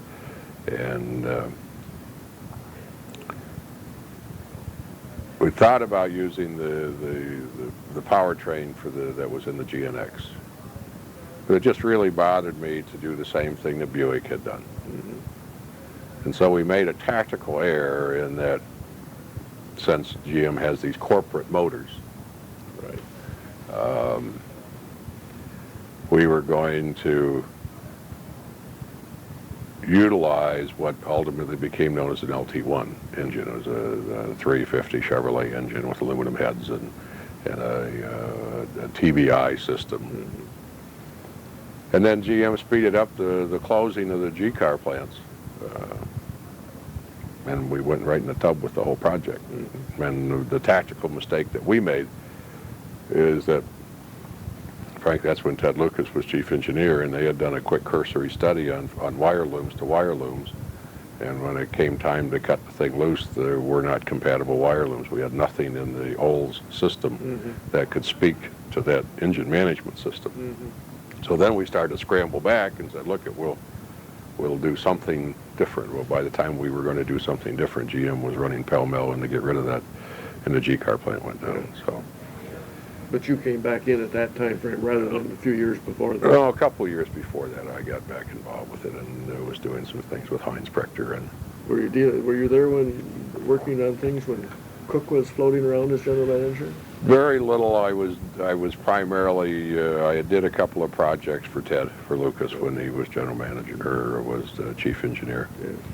Yeah. And then I guess the primary thing that I became instrumental with him on was putting a lot of the pieces together that became the Aerotex. Mm-hmm. Okay. And and then when Ted left, I mean, anybody who had ever dealt with Ted, I mean, you not only went to the bottom of the list, you went in the bottom of the swamp. You know, it was like, you know, it was death. Yeah. And I've never been a person to ever go someplace that somebody doesn't want me, so, you know, that's why when they called and talked about doing a 25th anniversary, I said, nah, you don't want to do that. Oh, yeah, we do. Yes, we do. Yes, we do. So then I kind of gave them the parameters of what it was going to take. And sadly, you know, it would have been nice to do one, but I just couldn't see doing a wallpaper car. Let me ask you, when did your company leave Warminster, Pennsylvania, and come to Brighton?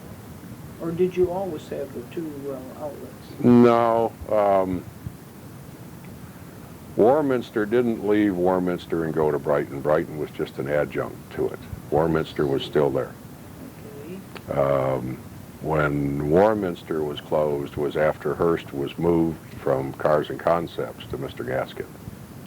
Oh. And then Warminster was closed. What date was that? Oh, you're really taxing my little old memory here now. It had to be probably 1986. I could find the exact date for you. I've got the sales and documents and everything with that. What about this Aero Products there in Arizona? Makes this kit That was Action Products. action. Right, that's what we ended up doing when the 88 car didn't happen. A fellow by the name of Joe Hrudk and I owned too many things. One of the things that we owned part of was a plastics company in Tempe, Arizona, that made these little bodies that go on go-kart chassis, and because when Mickey Rupp went bankrupt some years prior, Joe and I were the trustees for liquidating or trying to save Rupp at the behest of the court. And when it became obvious that you couldn't sell all the snowmobiles or all the other things, the company was liquidated. And so we bought the mini bike and go-kart business out of Rupp, out of bankruptcy. And there was a fellow in Mansfield, Ohio by the name of Fred Wagnalls, whose great claim to fame is that he's the guy that built the stagecoach that Burt Reynolds and Lonnie Anderson used to get married in. And it was a gasoline-powered stagecoach. But he's a heck of a fabricator. I mean, he could build and do anything, and subsequently ended up with this entity that made these little like IndyCar bodies and NASCAR bodies and things on the. And so when it became obvious that we were not going to do an OE program, there was no way that I was going to tool a thing in urethanes and spend a couple $100,000 on tooling. So we just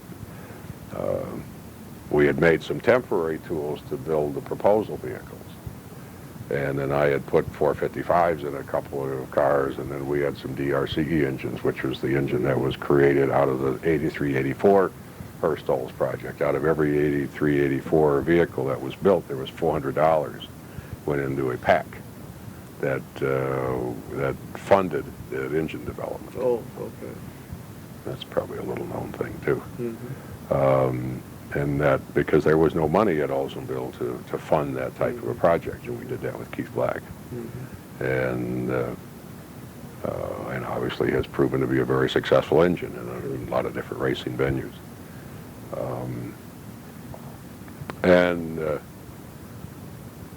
So we decided, you know, every place that I went with this car, everybody wanted to try to do one, and so I thought, well, I'll put a kit up because it fits everything from 81 to 88, and it just made poor Judy's life hell for a while because since it was not Olds built, it couldn't be a Hurst Oldsmobile. And then after I dropped a few bombs on a few people's heads and made them realize that a Hurst Oldsmobile is what Hurst makes out of it, not what Oldsmobile makes out of it. And if I wanted to make a shoebox that was a Hurst Oldsmobile, I could do that. Things kind of quieted down. And then the only reason that I thought the kit thing made some sense is that my concern was I didn't really envision ever seeing another Hurst Olds built. And the problem with clubs, when you have a diminishing resource, is that they ultimately die. That's true. Yeah. And so the only way that I saw that there might be a chance for growth would be to have people who could go buy a Cutlass, put some Hurst components on it, and obviously it's not an Oldsmobile thing, but it's something you could have a separate class for and just have people come have fun. And that's kind of what it has turned into, and even at the Oldsmobile Nationals they have a few that show up and Has do it worked? things. Well, I don't know that it's worked. We built a few hundred kits, I guess. I don't know how many that you actually sold. We have a lot of wonderful pictures and met some wonderfully interesting people various places. We see them at a lot of the car shows. You know, they have something that they can take a Cutlass. There's a lot of 81, 82, 83 Cutlasses out there that are very affordable now. And so I've enjoyed it. I don't enjoy the what can I say, the phone calls and the other things. So we're particularly with this new Spirit of America project going on, and with primarily working on design engineering projects, I've really wound the Hurst special vehicle things down. Well, where did, you know, from a time standpoint, Doc, you had the 68, the 69, and then the 70 pace car, and then the other pace car, and someplace in there you wound, when did you wind down then, initially, and then? Well, I think really after 72, 3, I guess I had some, and 75 was, everybody always asks me what's my favorite one, and I don't have a favorite one, but I really like the 75 cars. No, were you still chugging along at 75, or? I had no daily responsibility in the companies. Kind of bailed out. I owned Yeah. the things, and I had signed off on everything that we did, and I would come up for various meetings for things, but no, I had nothing. All right. So there's that era, that middle. Yeah, well, what we did is we went public with Hurst, and George and Bill and I each put $11 million in our pockets, and I wanted to go do other things. I did the military tours. And sadly, the great success that we had was also part of what ate the company alive. And that's probably won't be in this book either, why that happened, but it ultimately when Sunbeam acquired the company in 69. They came in and bought most of the outstanding stock. The British Sunbeam? No, U.S. Sunbeam. Used to. Made the Oster goodies and all the other things. That bunch, yeah. And I sold them 278,000 shares of stock at $26 a share, and everybody said I was nuts because it was going up. Well, it went up to 32, and then I ended up getting all my preferred stock and everything. That's how we bought the company back in '84 and stuck it into Cars and Concepts, is that Sunbeam was being sold to Allegheny. And Allegheny owed me a pile of money because Bill Campbell took a total cash payout. And George, they bought George out and they forced him out. They still owed me money and had to deal with that, and they wanted me to sign off my interest, and they'd find a buyer for me. And I said, I might look like I came in on the last boatload of bananas, but I really didn't. And why don't you just give me the company for what you owe me? And that's how it ended up at Cars and Concepts, because Dick and I have always had kind of separate, unpublished relationships. And then when Dick decided to run for governor, things got a little hairy and scary around Cars and Concepts, and then Cars and Concepts was sold to Masco, and Hurst was pulled out, and a lot of things happened that I hopefully will someday all prove to have been good decisions. Right, for sure. So your favorite car is the most understated in looks, 75. It's not really my favorite, but of all the vehicles to drive, I probably had more input into that vehicle for what went into the suspension and in the way the car was done. Because there was nothing else. I mean, it was really thought that was going to be the last hurrah. And frankly, the 79 car was not, I mean, that was just something that they were desperately trying to find out what do we do? I mean, they just wanted something to suds up some things. And then when the tide really began to peak and turn in 81, the 83, 84 cars, the company was based in Brighton. There were a lot of old relationships that made sense. Ted was in the right spot. A lot of things were in the right spot. And so we did some, and it made sense as a 15th. I did not want to do the 84 car, but did it. We had all those leftover engines at Oldsmobile. Yeah, right. Well, the dealers had such a wonderful time with the 83 car.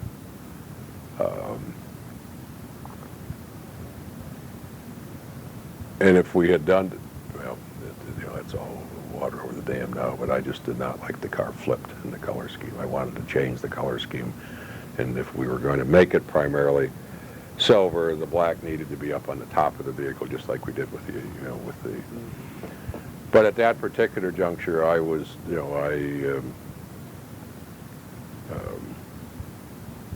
I was really embroiled in some other things, and didn't have the time to worry about that, or the interest, frankly, and so it really became Dick's baby, and I just said, send money, don't bother me.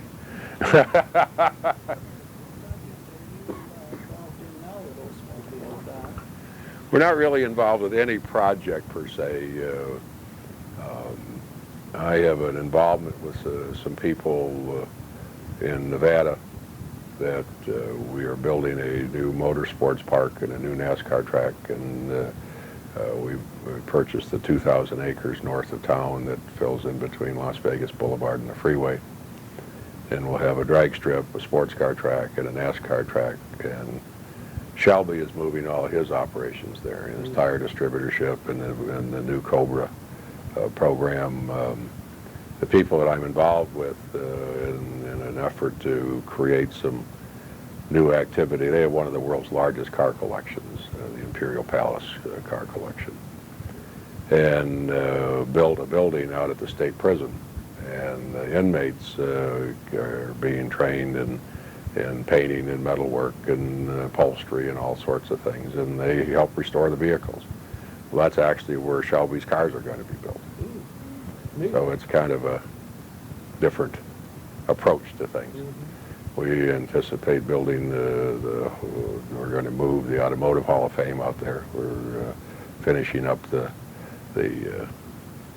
blueprints and all of the other things to build the buildings. And did I hear you say Automotive Hall of Fame? Mhm. Is that where that's going to move? the one in Midland is going to move to Dearborn. That's what I thought. Yes. Where is the other one then? The one You're speaking of. the one that we're going to move is the one that currently shares part of its home at Indianapolis and part at Talladega. Oh, yes. In other words, they have their Indianapolis and the Talladega Hall of Fame, but there is also an Automotive Hall of Fame that we started and add conjunction to them that has been looking for a home. I was going to move it to Novi, to the Motorsports Hall of Fame there in Novi, and then I tried to put the Motorsports Hall of Fame in Novi and the Automotive Hall of Fame together, and there are 57 directors of the Automotive Hall of Fame. You ever try to get 57 people to get to agree with on anything? I mean, and Keith Crane, you know, tried his best, and so did a lot of other people, and it became obvious that. And so what I wasn't going to do was to come into the metropolitan Detroit marketplace and area and compete with the Automotive Hall of Fame. I think it's a very worthwhile, and I think they made a mistake going to Dearborn, but that's their decision, they're not mine. I guess it's better than Midland, even though they have a nice facility in Midland. I think if they would just tell more people about it, they would probably do very well in Midland. I mean, whoever heard of St. Ignace before either, you know, and you know, it's a matter of getting the message out, and things happen. But anyway, in the course of doing these things with Shelby, obviously Shelby doesn't have anything going at Ford's anymore, and then since Mr. Iacocca has left Chrysler, he really has nothing going at Chrysler. Because what happens when you do projects in this town or in this industry, you tend to be part of, and when that group moves on, you are part of what moved on. Because the new group, you know, new broom, you know, they want their own players, they want their own things, and I've enjoyed doing some things with John Rock. I think that he is a uniquely inspirational person who is probably the only rogue left in General Motors. And have indicated to him and have done a couple of projects for him. And we actually came really close of doing a special edition Bravada that was going to be a Hurst Olds. And it was going to be an HO turbo Bravada, hot Bravada. And the idea was that, you know, that when they took the Bravada away from him, the first thing that happened in Vaughn's group, in the truck group, is they took away his uniqueness of having the all-wheel drive and some of the other unique things that were only Bravada, and everybody has them. Now, the only thing that has really kept Oldsmobile going are his Oldsmobile GMC duals. Because John made so much money for those GMC dealers when he was at GMC, if he told them to turn their dealerships upside down, they would turn them upside down. I mean, these people idolize this guy. And for one reason, again, they are in business to make money, you know, and he makes money for them, and so they're willing to gamble on some things with Oldsmobile. But my thesis is that here you put a Bravada in an Olds GMC dual. Now here's a GMC sitting here, here's a Bravada sitting here. This is Bravada's $2,500 more, and it has nothing that you can't get on the GMC. And GMC's got a hotter hand right now, so you can't give Bravadas away. So why not give this dealer something? You can't get Typhoons anymore. That program all went away because after John left, all of the decision makers went away, and you know, as much as the dealer screamed and everything else, Roy Roberts doesn't want anything that's controversial, and the general sales manager they got, you know, Rock the boat. Yep, you know the story. Yep. And so we built a couple of prototypes, and I got to tell you, they're fun. And but then when the 330 was coming on board, they've had so much trouble getting it up, you know, the new Blazer Jimmy vehicle, that he just has not gotten his Bravada back. And so in the course of knowing Shelby and knowing Rock, and Shelby's got this new design vehicle that they were obviously thinking of putting 488 Chryslers in.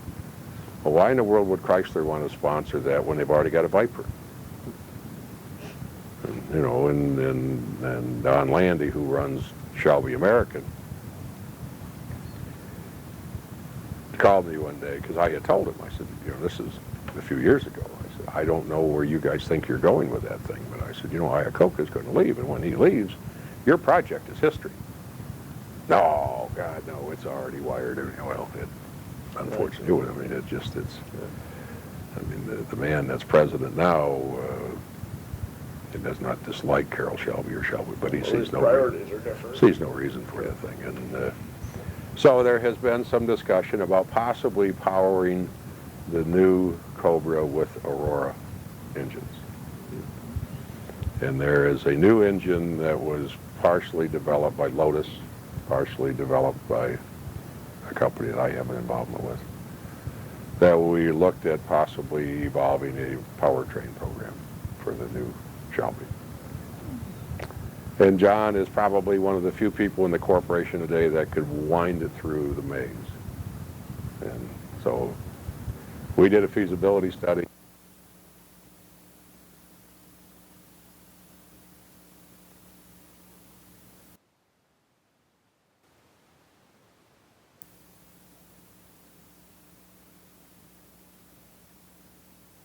Doc Watson of Bloomfield Hills, Michigan.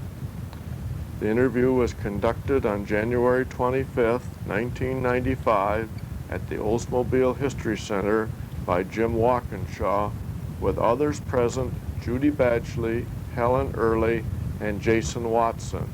This is tape number 3 of 3 tapes.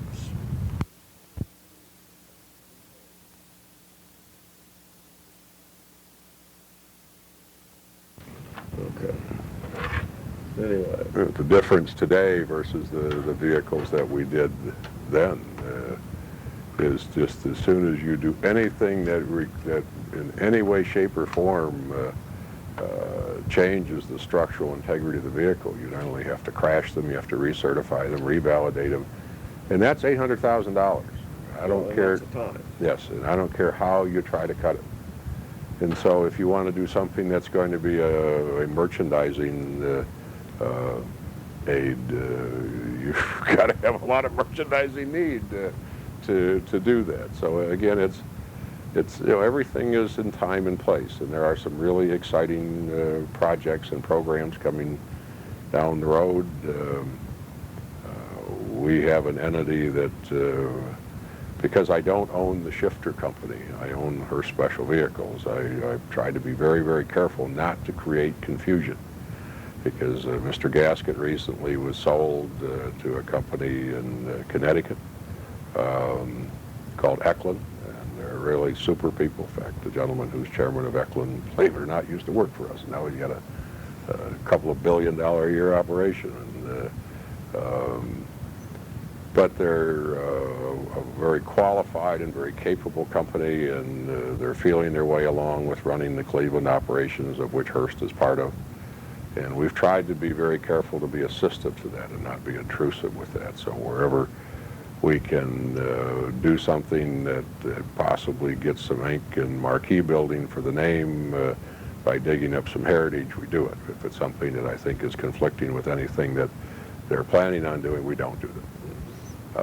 And a few years ago, I took Hurst Performance Research, which is a corporation I still own, and we changed its name to Hurst Engineering and Research Technologies, which stands for Hart International. And I was also the owner of an entity called TDM International, which was a spin-off of Troy Design, which was Troy Design Manufacturing. Too many entities, too many things. But anyway, I took part of that company and spun that into Hart International. And so we are doing some long lead cloak and dagger projects now, and have become really invisible. And that's kind of why we're doing some of the things that we can't talk about right now. Mm-hmm. So, How about Linda Vaughn? how about Linda Vaughn? She is, and I gave her the nickname, the First Lady of Motorsports, and she is that. She is an exceptional person who has made this world a better place to be. And probably the only person in the world who can absolutely tell me to go shit in my mess kit, and I'll do it. She is as close to a sister as I've ever had. I have no brothers or sisters, and that's why I probably make business relationships uniquely. Was responsible for Linda coming on board. Linda brought a dimension to our company that prior to that, our Miss Hurst Golden Shifters, that I'd invented some caricatures. That we had this character called the Shifty Doctor, which was me, because I needed to be at a lot of events that I didn't want people to know that I was there, frankly, doing GM under the table things. And so we made this mobile hospital, shifter hospital we called it. And I still have some of the stickers. We had Hurst Aid Centers. Not a good name today, but back then they were. And and I had these crew of people, and we literally helped any race team or car owner or whatever there. And in those days, a lot of the vehicles that came to the races couldn't get through tech, and so it was a good cover, and it gave me a reason to be there. But plus the shifty doctor character, I was trying to elevate George Hurst from being a wrench turner to an executive, because I was very much aware of the caste system in this town. In other words, if your business card says chief engineer as a vendor, you cannot meet with anybody in the auto industry above chief engineer. You don't even try. A vice president meets with a vice president, a president meets with a president, and so on. And I needed to get George there. And so that's why we created a lot of these various and sundry things. Well, one of the things that George was such a fun person to be around. I mean, we always used to kid him that if his middle initial was P, because the party had to be part of it. I mean, he was just, what a delight. I mean, truly a delight. I mean, the man, he'd light up the world whenever he showed up someplace. But we came up with this idea, this Miss Hurst Golden Shifter, and had this great big shifter stick made. And and the idea was, obviously, if we went to a race as an exhibitor, we'd have to pay for space. They'd stick us out in the back or whatever. Well, you go there with this float, you're out in the middle of the track, right? And they wanted you there. I mean, now we got people calling, please come to our event, please come to our event. And the idea behind this is, don't go there as a peddler, go there as an attraction. Be part of their show, make their show bigger, bring more people in the door. And that's why I did vehicles like the Hurst Hemi Under Glass, which was a wheel-standing Barracuda. I would not build a vehicle to race against our customers. We gave shifters out like crazy. We did all sorts of things to help every racer and every person that we could, but I would not sponsor a race car, because I would not compete against my customers. But I would build vehicles that brought people to the events, that brought people to what our business was. And obviously beauty queens were a part of our business. So I came up with this idea, this Miss Hurst Golden Shifter, which George loved the idea, because the qualification was whoever was George's girlfriend was our Miss Hurst Golden Shifter. And in most cases it worked out pretty good, except sadly, all too often, after they had been a girlfriend for a few weeks, they had decided they were Mrs. Hurst, and they didn't want to be there at 6 o'clock in the morning or work all night long. I mean, we worked hard, and we drove all night to get from event to event. I mean, we didn't miss a chance to get the image and the name out there, and they wouldn't want to do that. And so then I'd always end up getting in a skirmish. We had hired a fellow by the name of Jack Duffy, who had been with RCA and was a real professional public relations person, who knew where to how to get into the press areas, and knew how to put press releases out in a professional manner, and was a good photographer, and would work as hard as everybody else would work. And Jack would just start gnashing his teeth, because all of a sudden his model couldn't find the model anymore. And Linda had originally started in the business, if you want to call it that, as Miss Firebird. She had won some beauty contests in Georgia, and the Pure Oil Trial people hired her, and they had this massive float, great big thing of their symbol for Pure Oil was Firebird gasoline. In fact, they got in a big lawsuit back and forth with GM way back when GM had the Firebird turbine cars and things. And anyway, in a certain year, of which I have been sworn to secrecy to never tell when it is, Union Oil bought Pure Oil. And Union Oil was a California company, big monster conglomerate, buys this little southeastern regional gas company. And so the president comes flying in with his helicopter, and they do this great big ooty-doo thing about how they're going to continue with NASCAR. And anyway, I get somebody beating on my door in the middle of the night, and it was Linda. And Make a long story short, the person who was chairman of Union Oil decided that Linda was one of the fringe benefits. And Linda is a beautiful person who has always liked men, but she picks and chooses who she dates and how she dates and what she does with her life. And anyway, she had quit in a rather provocative manner and needed a job.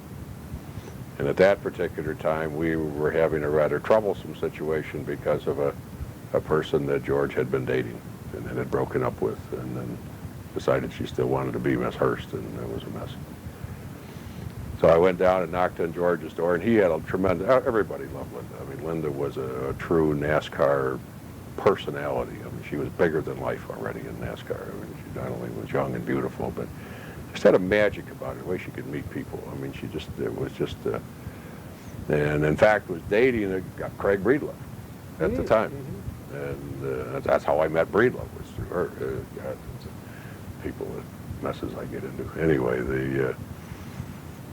they went down and convinced George that we needed to have a professional person being Miss Hurst Golden Shifter with a contract, with no entangling alliances, no nothing. And so we ended up going up to Pennsylvania and wrote up the contract. And I mean, it was specifically in the contract. It spoke to the fact that there was no requirement of consortium with any of the executives, directors, or anybody to do with anything with the company, because she was hot, and she had, really felt that she had poured her heart and soul into her Firebird job, and then, this idiot comes along, and I mean, what a difference. I mean, it was, again, it's this thing of exciting people to realize what they can accomplish. I mean, nobody worked harder than Linda. I mean, she was every place, and you couldn't wear her out, you couldn't get her tired, and I mean, you just, if you ever watch me, I kind of hover around behind her, only because I won't let anybody touch her or abuse her but most of the time I'm just having trouble trying to keep up to her, because she just goes. I mean, it's like, she is, it's like she, they talk about performers when they go on stage, they gain energy. And that's what she does. Those race facilities or the shows or the places she goes, it's like, it's her world, it's her element, and she just gains this incredible energy. And she's the most amazing person, though. I mean, I can't tell you the places we've been in this world, walking through airports or in the middle of nowhere. And somebody will come running up, Linda, Linda, Linda. And I mean, she not only remembers their name, she remembers the kids, she remembers the fourth cousin on the ninth side of the, and she only met him one time, fleeting at a race someplace. I mean, it is the most amazing thing, and you tell that to people, and oh yeah, you watch it. I mean, it is just, she is an incredible person who is more beautiful today than when we hired her. And the thing I'm very proud of, a few years ago started putting the bug in a few people's ears that this is an industry, again, of takers and not teachers. And we tend to use people without realizing that we're using them because they're there. And this year she was the Grand Marshal out at what's called a reunion, which is kind of the most prestigious invitational event at Wally Parks, who was the retired chairman or chairman empress of NHRA. And then at SEMA, not only was she inducted into the Hall of Fame, but the Warehouse Distributors Association donated $100,000 to scholarship fund in her name. And so there's some really nice things coming back, and Judy and the folks have been great. I had her at the Nationals, and I got about half in the bag at the Nationals. We had more fun. I have never been to Indianapolis with Linda Vaughn that I didn't either have pace car programs, have race cars, have something. I mean, I've always been working. I've never had a chance to just go to Indianapolis and socialize with Linda there or myself being there. So we get there, and what do? Sit around and sign things all day, and then we get over to the Speedway Hotel, and who's there but her brother, who I've not seen for 16 years. And we proceed to dive into a jug of wine, and that wasn't enough. We had to go get another one, and I probably embarrassed everybody to death, but God, I had fun. That was the most fun I don't know what I've had. It was just great just to be dumb. And, when he says sign things all day, he means sign things all day. She wouldn't quit, he wouldn't quit. That's just great. Well, it's how we grew up. It's what we have do. our We're business meeting, they're still signing behind us. well, we're appreciative of the fact that people seem to appreciate what we've done.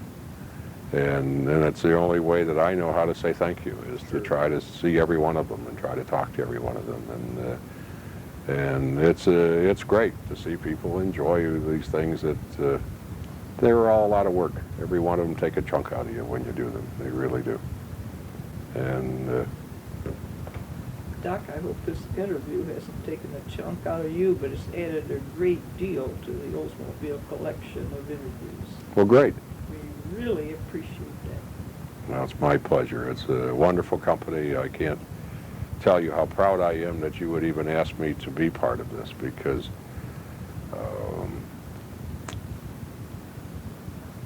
I just really feel privileged to have had the opportunity to do the things that I did with Oldsmobile, and gave me an experience in my life that this is a very special place. And I think the hardest thing that I had to accept as it went through its NAOizing in LAD and CPC Name change business. is that so many of the things around the tech center and around other parts of the country, there really wasn't a very major change because they were primarily people who were just there. Right. But this town was different. It was really, really, really different. In fact, when they were talking about firing up the Riata Craft Center, I hope to goodness that they put more things in this town. It's still probably one of the real special places in the United States as far as people and attitudes, and it's a shame that it keeps being used as a whipping post instead of a primary building spot. So, and I thank you folks for what you're doing in preserving these things, because with having dealt with some of the other car divisions, I've been working very closely with the Chrysler people the last 2 years trying to get their archives together, and they have finally stepped up and started, but have lost so much. And Pontiac is now obviously trying to do the same thing, and hopefully this division, or whatever it wants to call itself, will wake up someday and realize what an incredibly rich heritage that it has and what it should be proud of, and hopefully find it within itself to thank the two of you that you had the wisdom to, what did you like, would you move archives?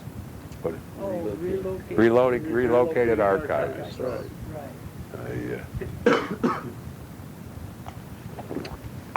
Well, have we grounded in the ground pretty much? Anything else anybody wants to ask or collect? You've covered a lot of ground, Doc. Probably too much, but Okay. Marvelous. Better to cover too much than not enough. Do you feel you'd like to sign our agreement? of course. Well, okay, guys, I'm going to shut this off.